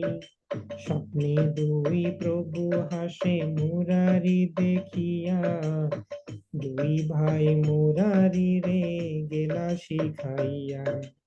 তো মহাপ্রভু কি করলেন, তাকে স্বপ্নটা দিলেন কিভাবে, যে নিত্যানন্দ প্রভু মেন সিংহাসনে বসে আছেন, তার মাথায় সাপের ফণা, আর মহাপ্রভু সাইড থেকে তাকে পাখা করছেন। তো জেনারেলি সব ভক্তরা কি মনে করে যে মহাপ্রভু হচ্ছে মেন বস, আর নিত্যানন্দ প্রভু হচ্ছে সার্ভেন্ট, নিত্যানন্দ প্রভু হচ্ছে সেবক ভগবান। তো মহাপ্রভু সেটা সহ্য করতে পারেন না। মহাপ্রভু তার ভক্তদেরকে দেখালেন, মুরারি গুপ্তকে বিশেষ করে, যে তুমি এরকম ভেবো না যে আমি প্রধান আর নিত্যানন্দ আমাকে সহকারী, আমরা দুজনেই সমান। এবং এই লীলাতে যেহেতু নিত্যানন্দ বড়, তাই তাকে তোমাকে আগে সম্মান দিতে হবে। তুমি কখন এটা ভেবে নিও না যে মহাপ্রভু তো আসল আর বাকিরা সবাই তার সেবক। বাকি সবাই যা বটে বটে, কিন্তু নিত্যানন্দ প্রভু আর আমি সমান। তো সেটা তিনি বুঝালেন। তো এইভাবে আহ তারপরে যখন এলো পরের দিন, তখন মুরারি গুপ্ত তিনি বুঝতে পারলেন যে আমার আগের দিন ভুল হয়েছিল, প্রভু আমাকে শুধরে দিয়েছিলেন। তো তারপর তিনি নিত্যানন্দ প্রভুর চরণে প্রথমে প্রণতি নিবেদন করলেন। তো এইভাবে মহাপ্রভু বিভিন্ন ওকেশন যখনই তিনি সুযোগ পান নিত্যানন্দ প্রভুকে হাইলাইট করেন, কারণ মহাপ্রভু ভালো করেই জানেন যে নিত্যানন্দ প্রভুর চরণে যদি কেউ শরণ গ্রহণ না করে তাহলে কিন্তু তার কৃষ্ণ ভক্তি সম্ভব নয়। তো এইভাবে মুরারি গুপ্তকে শিক্ষা দিয়েছেন। আর একটা সুন্দর পাস টাইম রয়েছে, গদাধর কানন বিলাস। এটা মহাপ্রভু সন্ন্যাস গ্রহণ করার পরের পাস টাইম। হ্যাঁ, চৈতন্য ভাগবতের অন্তলীলা। চৈতন্য ভাগবতটা এভাবে ডিজাইন যে অন্তলীলা মানে সন্ন্যাস পরবর্তী লীলা। তো সেখানে নিত্যানন্দ প্রভু এতদিন গৌড়ে প্রচার করলেন, তারপর তিনি ফিরে গেলেন নীলাচলে। মহাপ্রভুর সাথে দেখা হবে সেখানে তার, এবং গদাধর পণ্ডিতের সাথেও দেখা হবে। তো সেই জায়গাটা আমরা একটু দেখবো।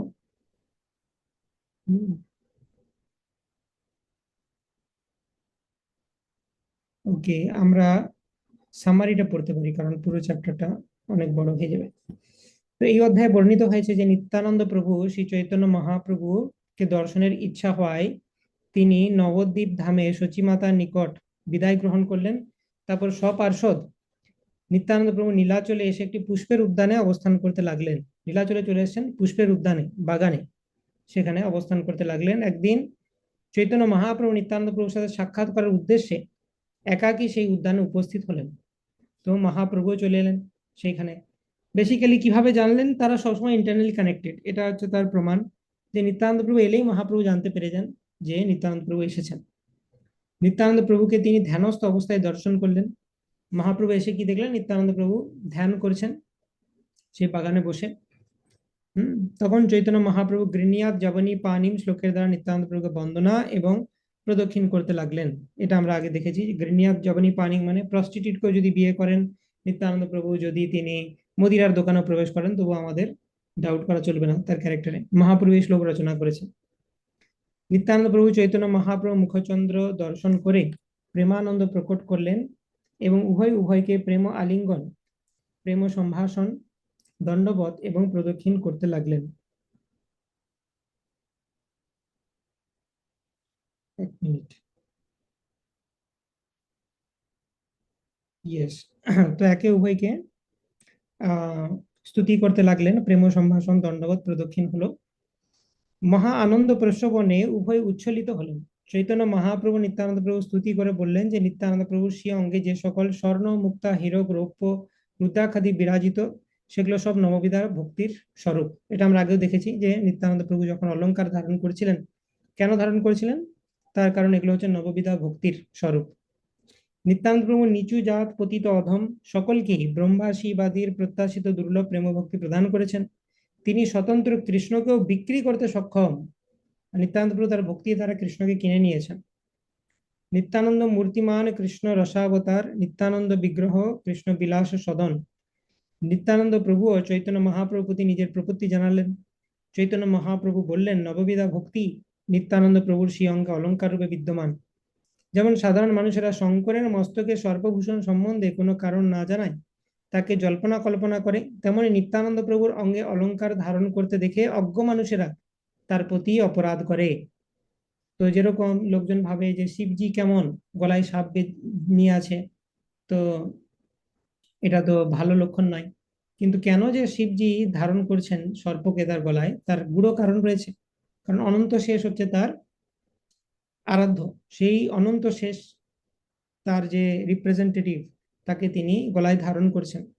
অর্থাৎ আমি যা কিছু বলবো সেইটা যেন আমার গুরুর দ্বারা অ্যাপ্রুভড হয়, সেই রকম। মানে গুরু যেভাবে নির্দেশ করেছেন, গুরুর কাছ থেকে যেভাবে কৃষ্ণ গুণকীর্তন শ্রবণ করেছি সেরকম ভাবে আমি যেন কীর্তন করি। তো এরকম বিভিন্ন সিগনিফিকেন্স রয়েছে তার। শ্রী শঙ্কর শঙ্কর্ষণের বা অনন্ত শেষের ভৃত্য। শিবজি হচ্ছেন অনন্ত শেষের ভৃত্য। তিনি ইষ্টদেবের প্রতি প্রীতির দরুন অনন্ত শেষকে সর্বদাই মস্তকে ধারণ করেন। নিত্যানন্দ প্রভু ও চৈতন্য মহাপ্রভু প্রীতির জন্য নববিধা ভক্তিকে অলঙ্কার রূপে সে অঙ্গে ধারণ করে থাকেন।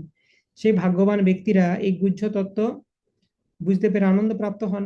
যারা বোঝার তারা বোঝেন, এবং কৃষ্ণচরণে সেবাবৃত্তি লাভ করেন। পক্ষান্তরে হতভাগ্য যারা ব্যক্তি, তাদের তথাকথিত জ্ঞানের দ্বারা প্রতারিত হয়ে বিনষ্ট হয়।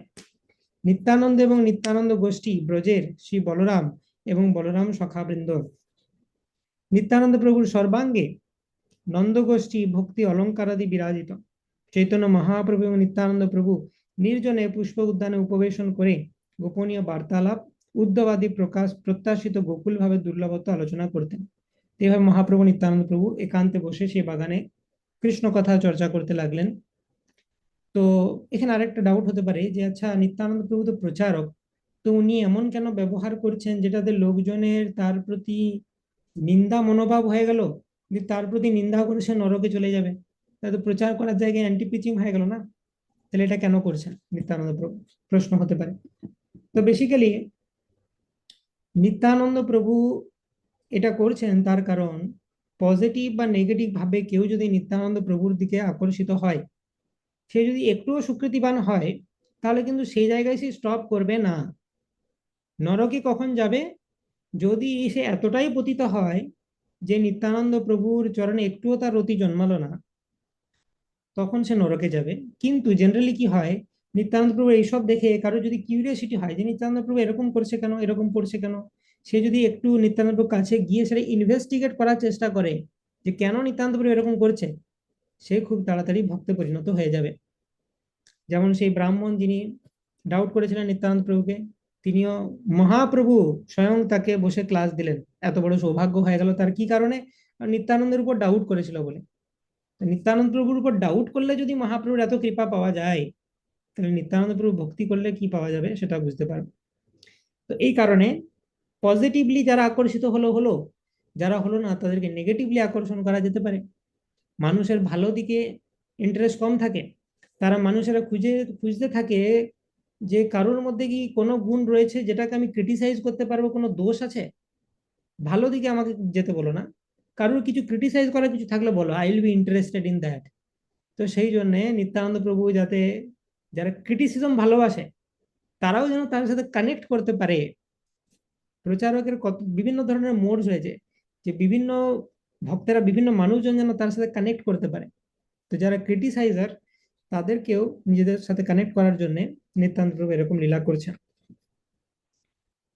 তো এই প্রসঙ্গে গ্রন্থকার বলেছেন, মহাপ্রভু নিত্যানন্দ প্রভুর প্রেম কলহের মর্ম উপলব্ধি করতে না পেরে এক ঈশ্বরের পক্ষ অবলম্বন করে অন্য ঈশ্বরকে কেউ যদি নিন্দা করে তিনি ভীষণ অপরাধী হবেন। এই যে একটু আগে আমরা দেখলাম মহাপ্রভু নিত্যানন্দকে বকছিল, নিত্যানন্দ তুমি কিন্তু বাড়াবাড়ি করছো, তোমাকে এক কথা বলছি আরে তুমি উত্তর দিচ্ছ, আরে তুমি আগে বস্ত্র পরো তারপর তোমার সব কথা শুনছি।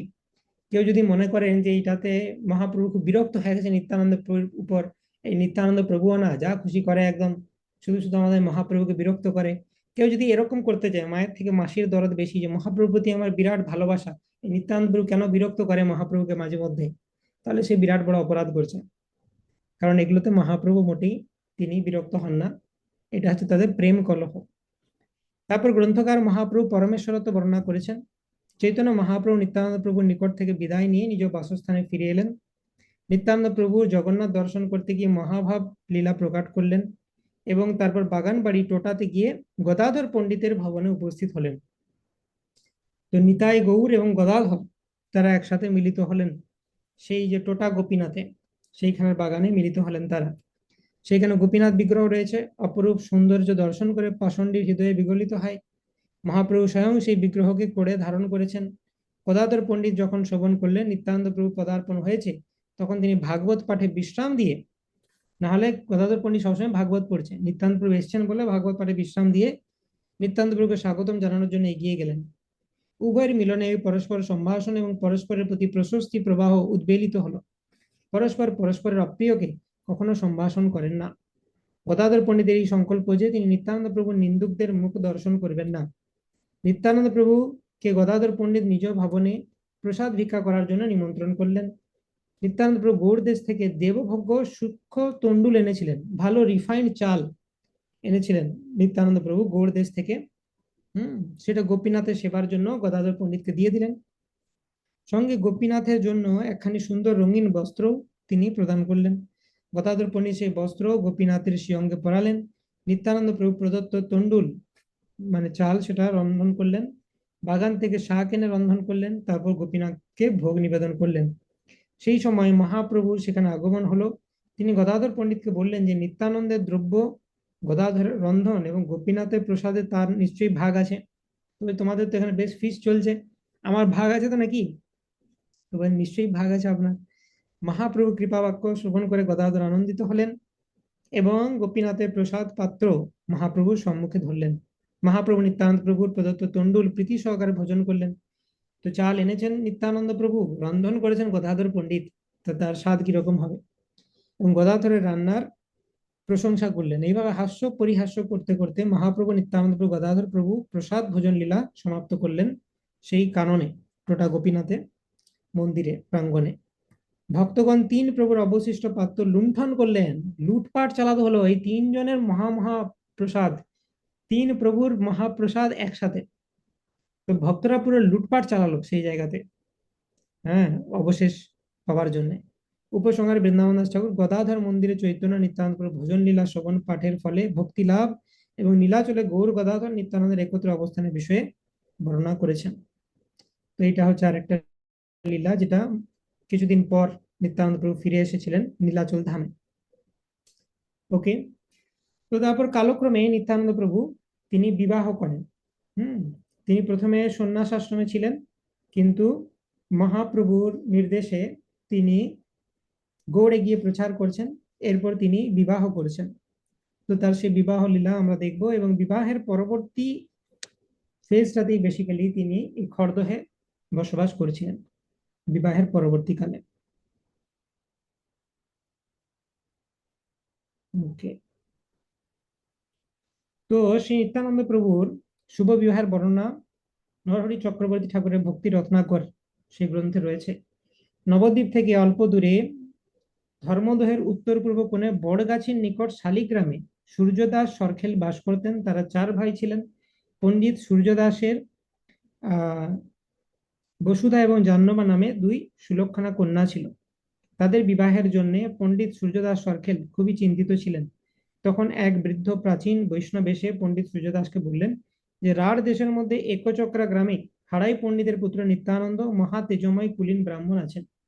এটা নিত্যানন্দ প্রভুর ম্যারেজ বা বিবাহ লীলা আমরা পাঠ করছি।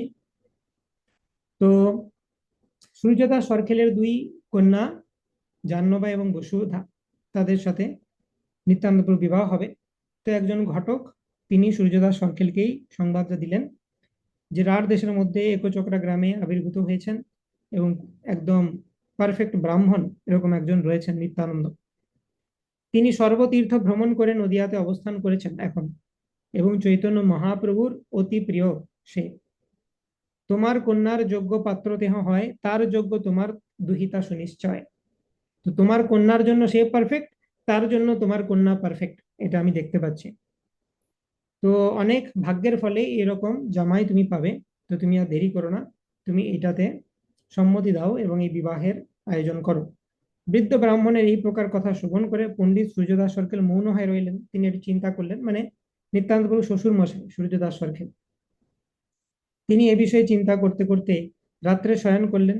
রাত্রে স্বপ্নযোগে তিনি দেখতে পেলেন তার কন্যাদ্বয়কে তিনি নিত্যানন্দের কাছে সম্প্রদান করছেন। ব্রাহ্মণ সজ্জনদের সম্মতিক্রমে এবং শাস্ত্রবিহিত বিধানে তিনি বিবাহ কার্য সম্পন্ন করলেন।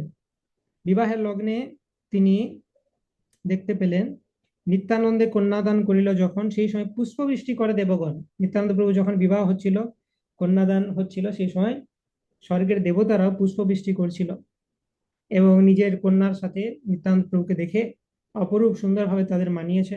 সূর্যদাস সরকেল অত্যন্ত আনন্দিত হলেন। তো যেন মনে হচ্ছিল বলরাম এবং তার সাথে বারুণী এবং রেবতী রয়েছেন সেই রকম, এবং সত্যিই তাই। এই বসুধা এবং জাহ্নবী তারা হচ্ছেন বারুণী এবং রেবতী, বলরামের দুই আহ মানে শক্তি। এই প্রকার আহ হম এইভাবে সেরকম স্বপ্নেও তিনি দেখেছিলেন এই দৃশ্যটা, যে বলরাম রেবতী বারুণী। এই প্রকার স্বপ্ন দর্শন করে পণ্ডিত সূর্যদাস সরকেল বিস্মিত হলেন। তখন প্রণাম স্তুতি করতেই সূর্যদাসের নিদ্রা ভঙ্গ হলো। প্রাতঃকালে পণ্ডিত সূর্যদাস এই বৃদ্ধ ব্রাহ্মণের গৃহে উপস্থিত হলেন। তাকে অতি যত্নে প্রণাম করে মনের সব কথা খুলে বললেন এবং কন্যার বিবাহের প্রস্তাব দিলেন। তো অলরেডি স্বপ্নের মধ্যে তিনি দেখে নিলেন যে পারফেক্ট ম্যাচ হবে, অর্থাৎ ভগবানও তাকে বুঝিয়ে দিলেন যে এটাতে আর তার ডাউট করা উচিত নয়, দিয়ে দেওয়া উচিত বিয়ে। সূর্যদাসের সম্মতি পেয়ে বৃদ্ধ ব্রাহ্মণ অতি উল্লাসে নবদ্বীপের শিবাসে গৃহে উপস্থিত হলেন। তো নিত্যানন্দ প্রভুর পিতা মাতা যারা, বেসিক্যালি নিত্যানন্দ প্রভু বিরহে তারা তো দেহ রেখেছেন, এখন নবদ্বীপে শিবাস ঠাকুরের গৃহে আছেন। শিবাস ঠাকুরের পত্নী মালিনী দেবী তার মায়ের মতো। তো শিবাস ঠাকুর আর তার পত্নী সেই বেসিক্যালি নিত্যানন্দ প্রভু বাবা মায়ের মতো এখন। তো বিবাহের প্রস্তাবটা শিবাস ঠাকুরের কাছে এলো। তখন শিবাস ভবনে শ্রী নিত্যানন্দ কন্দর্প মোহন বেশে দিব্যাসন উপবেশন করেছিলেন। সুন্দরভাবে বসে আছেন তিনি। বৃদ্ধ ব্রাহ্মণের আগমন দেখে শিবাস পণ্ডিত তাকে আদর করে বসালেন এবং তার কুশল জিজ্ঞাসা করলেন। বৃদ্ধ ব্রাহ্মণ বললেন, ভগবত ইচ্ছায় সকলই কুশল। আমার মনের কিছু কথা আপনাকে নিবৃত্ত বলতে চাই। তো শিবাস পণ্ডিতের কাছে এবারে সেই প্রপোজালটা দিচ্ছেন। শিবাস ঠাকুর তখন বৃদ্ধ ব্রাহ্মণকে নিয়ে নির্জনে গেলেন এবং নিত্যানন্দ প্রভুর যে বিবাহের প্রসঙ্গ সেটা বললেন সেখানে। বৃদ্ধ ব্রাহ্মণকে শিবাস পণ্ডিত বললেন, এটা শুভ কার্য অবশ্যই করতে হবে। আমি কৃষ্ণদাস আজই বরগাছি পাঠাবো এবং আমরা সকলে আগামী দিন তথায় যাব। শিবাসের বাক্য শ্রবণ করে বৃদ্ধ ব্রাহ্মণ বিদায় নিয়ে শালিগ্রামে গিয়ে শুভ সংবাদ পণ্ডিত সুযোগ দাস সরকেলকে জানালেন। শিবাস ঠাকুর এদিকে অদ্বৈত আদি সকলকেই শুভ সংবাদ জানালেন এবং বরগাছির রাজা হরিহরের পুত্র কৃষ্ণদাস ওই দিন বরগাছিতে গৃহে উপস্থিত হয়ে শুভ কার্যের আয়োজন করতে লাগলেন। তো এই যে বরগাছি সেটা একটা খুব ইম্পর্টেন্ট সি পার্ট। নিত্যানন্দপুর বিয়েটা বেসিক্যালি ওইখান থেকে হয়েছিল, মানে বরের বাড়ি সেটা হয়েছিল এই বরগাছিতে। হুম।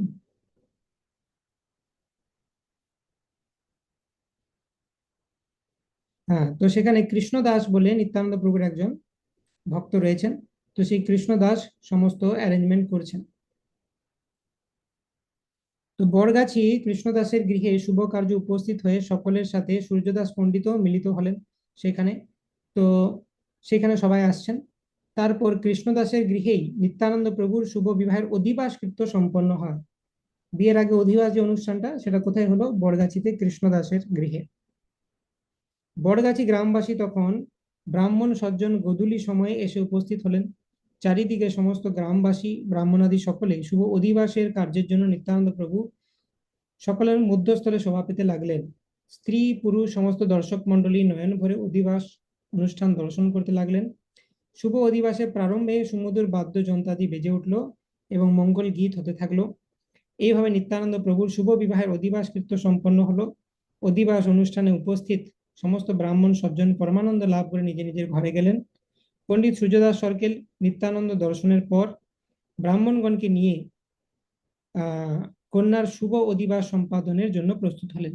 এবারে তিনিও তার কন্যাদের জন্য যে অধিবাস সেটা অনুষ্ঠান করতে গেলেন। পরম মঙ্গল অধিবাস অনুষ্ঠানে সূর্যদাস পণ্ডিতের ভবনে চারিদিক হতে সজ্জনগণ সমবেত হলেন। ব্রাহ্মণগণ বরগাছি থেকে অধিবাস দ্রব্যাদি নিয়ে সূর্যদাস পণ্ডিতের আলোয়ে উপস্থিত হলেন। তো বেসিক্যালি আগে অধিবাস এখানে হলো নিত্যানন্দপুরের কাছে, সেই অধিবাসের সামগ্রী নিয়ে সূর্যদাস সরকেলের বাড়িতে গিয়ে সেখানে আবার অধিবাস হয়। তো এই যে অধিবাস অনুষ্ঠান সেখানে দেব স্ত্রীরা, দেবতারা এবং তাদের স্ত্রীরাও স্বর্গ থেকে এসে দর্শন করেছিলেন। এভাবে বসুধা এবং জাহ্নবারও অধিবাস অনুষ্ঠান সম্পন্ন হলো সূর্যদাস সরকেলের বাড়িতে। ভাগ্যবানগণ অধিবাস অনুষ্ঠান দর্শন করে তাদের নয়ন মন সার্থক করলেন। অনুষ্ঠানের শেষে বিপ্রগণ আনন্দিত হয়ে গৃহে গমন করলেন। এদিকে বড়গাছি থেকে গোধূলি সময় নিত্যানন্দ প্রভু নানাবিধ বাদ্য সহকারে শালিগ্রাম অভিমুখে বিবাহ করতে যাত্রা করলেন। তো সূর্যদাস সরকারের গ্রামটার নাম হচ্ছে শালিগ্রাম। অধিবাস হয়ে গেছে, নিত্যানন্দ প্রভু বেসিক্যালি বরযাত্রী নিয়ে তিনি বিয়ে করতে যাচ্ছেন। নিত্যানন্দ প্রভু বরগাছি হতে সজ্জন সঙ্গে শালিগ্রামে পণ্ডিত সূর্যদাস সরকারের গৃহে পরমানন্দ উপস্থিত হলেন। নিত্যানন্দ প্রভুকে দর্শন করে এবং তার শ্রী চরণ স্পর্শ করে শালিগ্রামবাসীগণ ধন্য হলেন। বসুধা এবং জাহ্নবাদেবী দুজনেই অলক্ষিতভাবে প্রাণনাথ নিত্যানন্দকে দর্শন করে মহা উল্লাসিত হলেন। সূর্যদাস পণ্ডিতের পত্নী অলক্ষিতভাবে নিত্যানন্দ প্রভুকে দর্শন করে আনন্দে বিহ্বলা হলেন। এইভাবে সবাই নিত্যানন্দ প্রভুকে দেখে খুব আনন্দিত। তো এইভাবে কন্যাকে নিয়ে আসা হলো, বিবাহের অনুষ্ঠান হচ্ছে, নিত্যানন্দ প্রভুকে বেষ্টন করে তাকে ঘোরানো হলো, সাত ফেরি যেটা বলা হয়। এবং বিভিন্ন ধরনের পান পুষ্প ইত্যাদি মঙ্গল দ্রব্য সেটার ঘনঘটা রয়েছে। তো নিত্যানন্দ চন্দ্রকে এইভাবে সূর্যদাস সরকার তার দুই কন্যা জাহ্নবী এবং বসুধা প্রদান করলেন এবং সমস্ত বিপ্রগণ সেটা প্রশংসা করতে লাগলেন। এইভাবে সূর্যদাস পণ্ডিত বসুধা এবং জাহ্নবী দেবী কন্যাদ্বয়কে নিত্যানন্দ প্রভুর করে সমর্পণ করে ধন্য হলেন।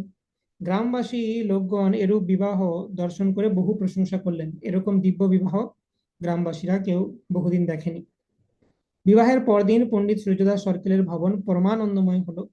বহু লোকজন সূর্যদাসের ভবনে পান ভোজনাদি করলেন, খাওয়া দাওয়া হলো, ফিস্ট হলো, মহা ফিস্ট সূর্যদাস সরকারের বাড়িতে। নিত্যানন্দ প্রভু এভাবে সবার সর্বমনোরথ সিদ্ধ করলেন। তো হম তো এইভাবে বিবাহের পরে নিত্যানন্দ প্রভু যখন বিদায় গ্রহণ করবেন, তখন সূর্যদাস পণ্ডিত বহু দৈনক্তি করে তার মনের কথা ব্যক্ত করলেন নিত্যানন্দ প্রভুকে। অতঃপর বসুধা এবং জাহ্নবীকে নিয়ে নিত্যানন্দ প্রভু বড়গাছি গ্রামে কৃষ্ণদাসের আলয়ে উপস্থিত হলেন। সেখানে অনেক বৈষ্ণব গৃহিণীগণ উপস্থিত ছিলেন। তারা সকলেই বসুধা এবং জাহ্নবীকে দর্শন করে আনন্দ বিহ্বলা হলেন। নব যে বধূ, দুইজন বধূ জাহ্নবী এবং বসুধা, তাদেরকে সবাই দর্শন করলেন। মানে এখন নিত্যানন্দ প্রভুর বিয়েটা যেখান থেকে হচ্ছে বড়গাছিতে চলে এসেছে। নিত্যানন্দ প্রেয়সী বসুধা এবং জাহ্নবী দেবীর মধ্যে বারুণী এবং রেবতী সকল গুণরাশি বিদ্যমান ছিল। গৌর গণদেশ দীপিকাতেও বলা হয়েছে নিত্যানন্দ প্রভুর প্রিয়াদয় বারুণী এবং রেবতীর অংশ সম্ভূত এবং সূর্যের ন্যায় তেজস্বী কুকুদমির অবতার হচ্ছেন সূর্যদাস। সূর্যদাস সরকার হচ্ছে কাকুদমির অবতার। কেউ কেউ বসুধা দেবীকে কলাবাণী এবং জাহ্নবীকে অনঙ্গ মঞ্জরীও বলে থাকেন, অর্থাৎ তাদের অংশও রয়েছে। সাধুগণ ও পূর্ব বিচারে উভয়ই সমীচীন বলে মনে করেন। বড়গাছি গ্রামে নিত্যানন্দ প্রভু নানা রকম আমোদ প্রমোদে কিছুদিন অতিবাহিত করলেন। বিবাহের পর নববিবাহিত তার যে দুই পত্নীকে নিয়ে নিত্যানন্দ প্রভু বড়গাছিতে কিছুদিন ছিলেন। বসুধা এবং জাহ্নবীর প্রাণপতি ভক্তি প্রদাতা নিত্যানন্দ প্রভুর দিব্য মহিমা বৈষ্ণব আচার্য শ্রেষ্ঠগণ কীর্তন করেছেন। তো নিত্যানন্দ প্রভু পত্নীদ্বয় সহিত কিছুদিন বড়গাছিতে কৃষ্ণদাসের গৃহে অতিবাহিত করার পর তাদের নিয়ে নবদ্বীপে চলে এলেন। তো বিয়ে করার পরেই নিত্যানন্দ প্রভু প্রথমে বড়গাছিতে থাকলেন, তারপর নবদ্বীপে কিছুদিন থাকলেন। নবদ্বীপে কোথায়? নবদ্বীপে এসেই প্রথমে সচী মাতার গৃহে উপস্থিত হলেন। সচী মাতা তখন বসুধা এবং জাহ্নবীকে দর্শন করে স্নেহ আশীর্বাদ করলেন তার নিজেরই পুত্রবধূর মতো, কারণ নিত্যানন্দকে তিনি তার নিজের পুত্র বিশ্বরূপের মতো মানেন। অন্যান্য বৈষ্ণব গৃহিণীগণও বসুধা এবং জাহ্নবীকে দর্শন করে আনন্দিত হলেন। তারপর সচী মাতার অনুমতি নিয়ে নিত্যানন্দ প্রভু পত্নীদ্বয় সহ শান্তিপুরে অদ্বৈত আচার্যের গৃহে গমন করলেন। তো ট্যুর চলছে, তার পত্নীদেরকে নিয়ে বিভিন্ন বৈষ্ণবদের কাছে যাচ্ছেন, তাদের থেকে আশীর্বাদ নিচ্ছেন। সচী মাতার অনুমতি নিয়ে নিত্যানন্দ প্রভু শান্তিপুরে গেলেন। সীতা ঠাকুরানী অর্থাৎ অদ্বৈত আচার্য যিনি পত্নী, তিনি বসুধা এবং জাহ্নবীকে দর্শন করে আনন্দের সাগরে ভাসতে লাগলেন এবং বহু স্নেহ আদর করলেন। তারপর শান্তিপুর থেকে পত্নীদ্বয়কে নিয়ে নিত্যানন্দ প্রভু সপ্তগ্রাম, সে আদি সপ্তগ্রাম যেখানে বণিক কুলকে উদ্ধার করেছিলেন নিত্যানন্দ প্রভু, সেইখানে চলে গেলেন উদ্ধারণ দত্তের গৃহে। উদ্ধারণ দত্ত ঠাকুর তিনি নিত্যানন্দ প্রভু খুব ক্লোজ অ্যাসোসিয়েট, আমরা কাটোয়া যাত্রার সময় দেখেছিলাম, তার সমাধি ছিল পুষ্প সমাধি।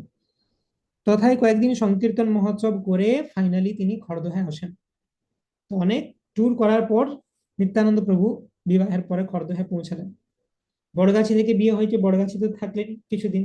হুম তারপর সেখান থেকে তিনি চলে গেলেন নবদ্বীপে, হ্যাঁ সেখান থেকে সপ্তগ্রাম, তারপর ফাইনালি খড়দহতে এলেন।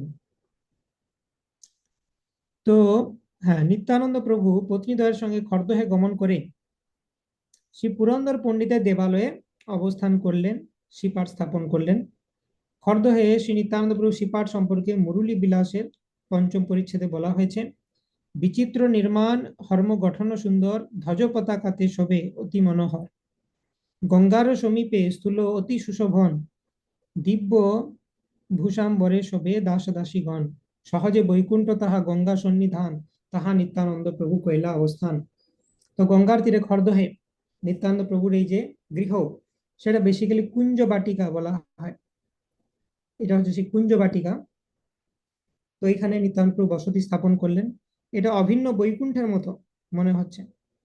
1522 খ্রিস্টাব্দে নিত্যানন্দ প্রভু বসুদেব এবং জাহ্নবীকে নিয়ে খড়দহে আসেন। নিত্যানন্দ প্রভু খড়দহে আসা, সেখানে হরিনাম প্রচার করা, বসবাস এবং সর্বক্ষণ পরিকর বেষ্টিত সংকীর্তন ভক্তি রসধারার প্লাবনে সমগ্র সমাজকে এমনভাবে আন্দোলিত করেছিল যে খড়দহ ক্রমশ এক মহা বৈষ্ণব তীর্থে পরিণত হয়েছিল। নিত্যানন্দ প্রভু এখানে বসবাস করার পর তার প্রচার এবং তিনি যেহেতু স্বয়ং ভগবান, এটা ধীরে ধীরে মহাধামে পরিণত হয়ে গেল, বৈষ্ণব তীর্থে। নিত্যানন্দ প্রভু বসু জাহ্নবারে নিয়া খড়দহে বাস করে আনন্দিত হইয়া প্রথমে নিত্যানন্দ 7 পুত্র হইল, অবিরামের প্রয়াণে 7 প্রণামে 7 জন্ম হইল।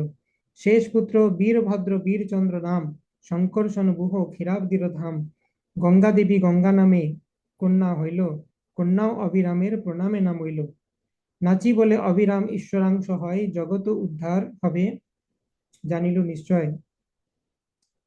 বীরভদ্র প্রভু হয় ঈশ্বর অবতার, তাহার কৃপায় হইল জগত উদ্ধার। তো বীরভদ্র প্রভু নিয়ে আমরা ডিটেলস আলোচনা করব নেক্সট ক্লাসে। তো নিত্যানন্দ প্রভুর 6 পুত্র মারা গেছিল অবিরাম ঠাকুরের দণ্ডবোধ প্রণামের সময়। তো সেটা একটা বড় লীলা, আমরা বীরচন্দ্র প্রভুর সময় আলোচনা করব। অবিরাম গোপাল তিনি নিত্যানন্দ প্রভুর অ্যাসোসিয়েট। তো তিনি যাকে দণ্ডবোধ প্রণাম করবেন সে যদি বিষ্ণু তত্ত্ব না হয় মারা যাবেন। তো 6 জন পুত্র মারা গেছিল নিত্যানন্দ প্রভুর এইভাবে। তো নিত্যানন্দ প্রভু পুত্র বীরচন্দ্র প্রভু এবং তার কন্যা গঙ্গামণি দেবী, তাদের জন্ম হয়েছিল এই খড়দহতে, এই কুঞ্জ বাটিকাতে। তো সেদিক থেকেও এটা ভেরি পাওয়ারফুল। তো এখানে নিত্যানন্দ প্রভুর ব্যবহার্য বিভিন্ন জিনিসপত্র রয়েছে, এখানে শালগ্রাম শিলা ইত্যাদি রয়েছে। নিত্যানন্দ প্রভু গৌড়ীয় বৈষ্ণব ধর্মের প্রচার করে পতিত জীবদের উদ্ধারের জন্য ধরাধামে আবির্ভূত হয়েছিলেন। মহাপ্রভুর অকপটে মুহ্যমান নিত্যানন্দ প্রভু একদিন তার পত্নীদ্বয়কে নিয়ে তার জন্মভূমি একচক্রায় গমন করলেন। সেখানে বঙ্কিম রায়ের মন্দিরে প্রবেশ করে নিত্যানন্দ প্রভু বঙ্কিম দেহের সাথে লীন হয়ে যান।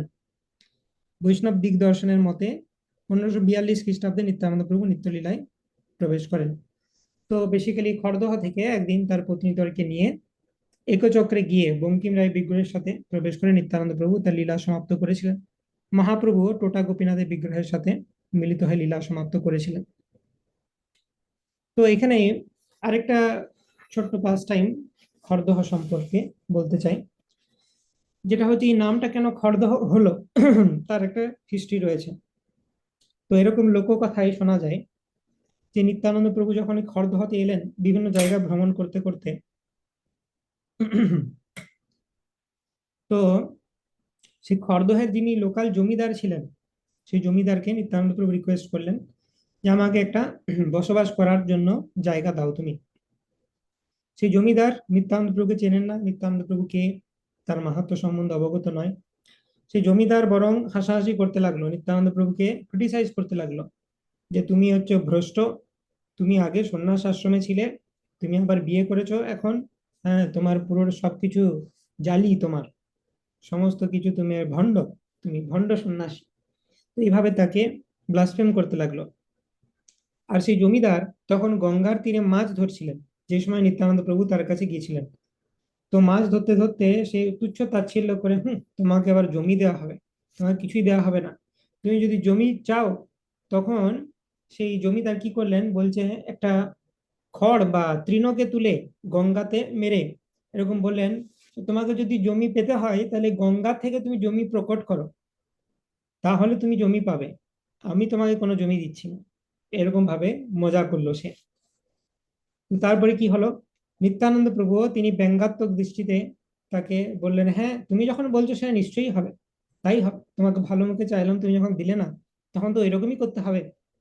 তো সেটা বলা মাত্র সঙ্গে সঙ্গে যেইখানে ওই খড়টা ফেলেছিল জমিদার, সেখান থেকে একটা হিউজ আইল্যান্ড আবির্ভূত হলো গঙ্গার বুকে।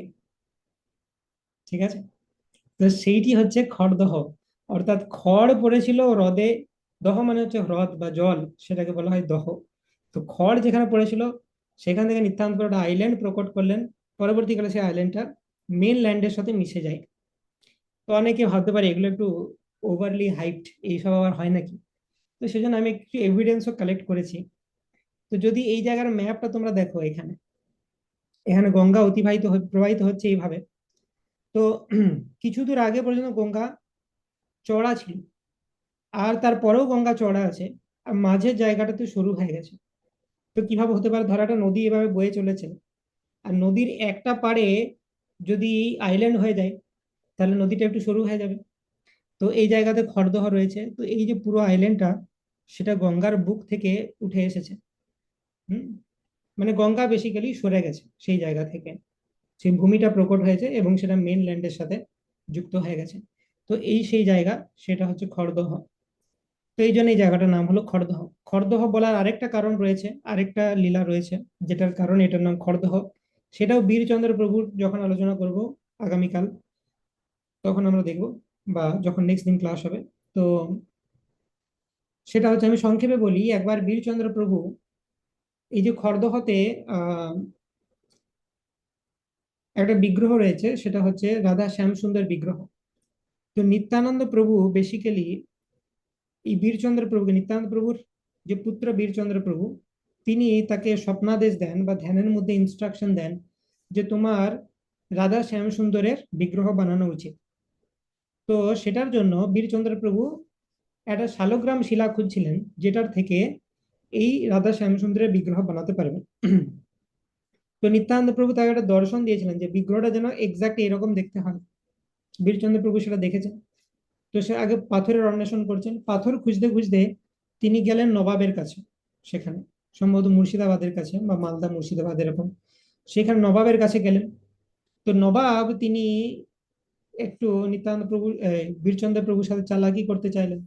তো সে মাংস এনে খাওয়াতে চাইলেন। তো ভাবলেন আজকে আমি বীরচন্দ্র প্রভুকে, তাকে বদনাম করে দেবো। তো মাংস নিয়ে এসে তাকে অফার করেছেন। তো এমন ভাবে রান্না করেছেন কেন বুঝতে না পারে, এবং সেটা ভগবানের প্রসাদ ভেবে খেয়ে নেবে, আর তাহলে সে বদনাম হয়ে যাবে। কিন্তু যখন বীরচন্দ্র প্রভুর কাছে নিয়ে আসা হলো, সেগুলো সব ফুল আর ফলে পরিণত হয়ে গেল। যতবার নিয়ে আসছে ততবার এরকম হচ্ছে। তো বীরচন্দ্র প্রভুও, তিনি যেহেতু ক্ষীরোদকোষাই বিষ্ণুর অবতার, সেই কারণেই অভিরাম ঠাকুর যখন দণ্ডবোধ প্রণাম করেছিলেন, বীরচন্দ্র প্রভু কিছু হয়নি। তো যাই হোক, সেটা দেখে নবাব খুব মুগ্ধ হয়ে গেলেন। নবাব নিজের ভুল স্বীকার করলেন। তো তখন তিনি বীরচন্দ্র প্রভুকে সেবা করতে চাইলেন। তো বীরচন্দ্র প্রভু বললেন যে তুমি একটাই সেবা করো, যে আমি আসার সময় দেখলাম তোমার গেটের সামনে একটা পাথর রয়েছে। ওই পাথরটা খুব স্পেশাল পাথর, ওটা যে জীবন্ত শালিগ্রাম। হুম। ওটার মধ্যে স্পন্দন রয়েছে, ওইটাতে ঘাম হয়। তো ওই পাথরটা হচ্ছে জীবন্ত শালিগ্রাম। তো ওই পাথরটা আমার লাগবে এই বিগ্রহ তৈরি করার জন্য। কিন্তু অত বড় পাথর আমি এখান থেকে কিভাবে খড়দেহে বয়ে নিয়ে যাব? সম্ভব নয়। তো নবাবকে বলে পুরো পাথরটাকে খড় দিয়ে সেটাকে বেঁধে দেওয়া হলো। তো বড় একটা গোল বলের মতো করে সেটাকে গঙ্গায় ভাসিয়ে ভাসিয়ে নিয়ে যাওয়া হয়েছিল। ঠিক আছে। তো এইভাবে খড়দহতে এই যে শালিগ্রাম শিলা খড়ে আবৃত হয়ে এসেছিল, সেই কারণে তার নাম হচ্ছে খড়দহ। তো সেই শিলাটাও খুব স্পেশাল শিলা। ওই শিলাটা দ্বাপর যুগ থেকে রয়েছে। কংস যখন দেবকীর এই 6 পুত্রকে হত্যা করে, ওই শিলার উপর আছড়ে মেরে হত্যা করেছিল। তো যেহেতু সেই দেবকীর 6 পুত্র, তারা কৃষ্ণের ভাই ছিল, মানে দেবকীর গর্ভজাত হয়েছে, তাই তাদের কিছু তো সৌভাগ্য থাকবে। দুর্ভাগ্য এটাই যে আগের জন্মে তারা কালনেমির পুত্র ছিল, আর ব্রহ্মাজির প্রতি হেসেছিল বলে তাদেরকে মরতে হয়েছিল। মানে মরতে হয়েছিল, এবং তারপরে অসুর জন্ম প্রাপ্ত হয় তারা। প্রথমে তো তারা দেবতা ছিল, তারপর অসুর জন্ম প্রাপ্ত হলো কালনেমির পুত্র রূপে। এবং তারপরে কালনেমি তাদের নিজের পিতা তাদেরকে নিজে হাতে হত্যা করবেন, এরকম একটা অভিশাপ তাদের লেগে গেল। তো সেই কালনেমি হয়ে গেল কংস, আর সেই 6 পুত্র কালনেমির, তারা দেবকীর গর্ভে জন্মগ্রহণ করলো।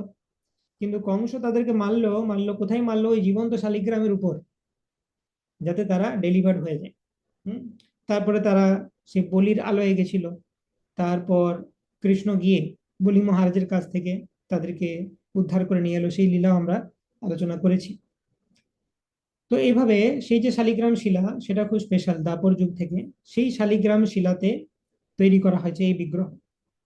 তো এই বিগ্রহ তৈরি করার আগে দুটো বিগ্রহ অ্যাকচুয়ালি তৈরি হয়েছিল, কিন্তু সেটা এক্সাক্ট দেখতে যেরকম নিত্যানন্দ প্রভু দেখিয়েছিল সেরকম নয়। তো সেই জন্য ওই দুটো বিগ্রহকে ভিন্ন জায়গাতে পাঠানো হয়। আর যে বিগ্রহটা অ্যাকচুয়াল নিত্যানন্দ প্রভু যেরকম দেখতে বলেছিল সেরকমই দেখতে হয়েছে, সেটা হচ্ছে রাধা শ্যাম সুন্দর, সেটা খড়দহতে আছে। তো আর দুটো বিগ্রহ, একটা হচ্ছে নন্দদুলাল সাইবোনা এবং আরেকটা হচ্ছে রাধা বল্লভ শ্রীরামপুরে। তো দুটো বিগ্রহের দর্শন পাবো। সাইবোনাটা যেহেতু একটু দূর হয়ে যাচ্ছে, সেজন্য আমরা হয়তো কভার করতে পারবো না, মানসিকভাবে দর্শন নিতে পারি। তো আর যদি সম্ভব হয়, জানি না আমাদের হাতে কিরকম টাইম থাকবে, যদি পসিবল হয় তখন আমরা কভার করতে পারি। তো এইভাবে আমরা এই সমস্ত জিনিসগুলো দেখতে পাবো। আর খড়দহের যে ইতিহাস, সেটা আমরা আলোচনা করলাম। তো আগামীকাল আমরা বীরচন্দ্র প্রভু, জাহ্নবী মাতা, বসুধা মাতা, তাদের নিয়ে আলোচনা করব। এবং খড়দহ কমপ্লিট করার পর আমরা মহেশ, কমলাকর, পিপ্পলাই, দ্বাদশ গোপাল, তাদের নিয়ে আলোচনা করব। এবং লাস্ট দিনে যদি টাইম থাকে, আমরা একটা ছোট ভার্চুয়াল পরিক্রমা করব, যে কি কি স্থান রয়েছে সেখানে। এবং তারপর অর্থাৎ জানুয়ারি 1-এ চেষ্টা করবো আমরা সেটা করার, অধিবাস কাইন্ড আমাদের যাত্রার। তো তারপরের দিনে আমরা যাত্রার উদ্দেশ্যে রওনা দিচ্ছি। তো সকলকে অনেক অনেক ধন্যবাদ। হরে কৃষ্ণ কৃষ্ণ কৃষ্ণ হরে হরে, হরে রাম রাম রাম হরে হরে। वाञ्छाकल्पतरुभ्यश्च कृपा सिन्धुभ्येव च पतितानां पावनेभ्यो वैष्णवेभ्यो नमो नमः। अनंत कोटि वैष्णव वृंद की जय। वैष्णव ठाकुर श्रील प्रभुपाद की जय। কোনো প্রশ্ন নিচ্ছি না, থাকলে আমাকে পার্সোনালি করো, it's already late. Thank you. Hare Krishna.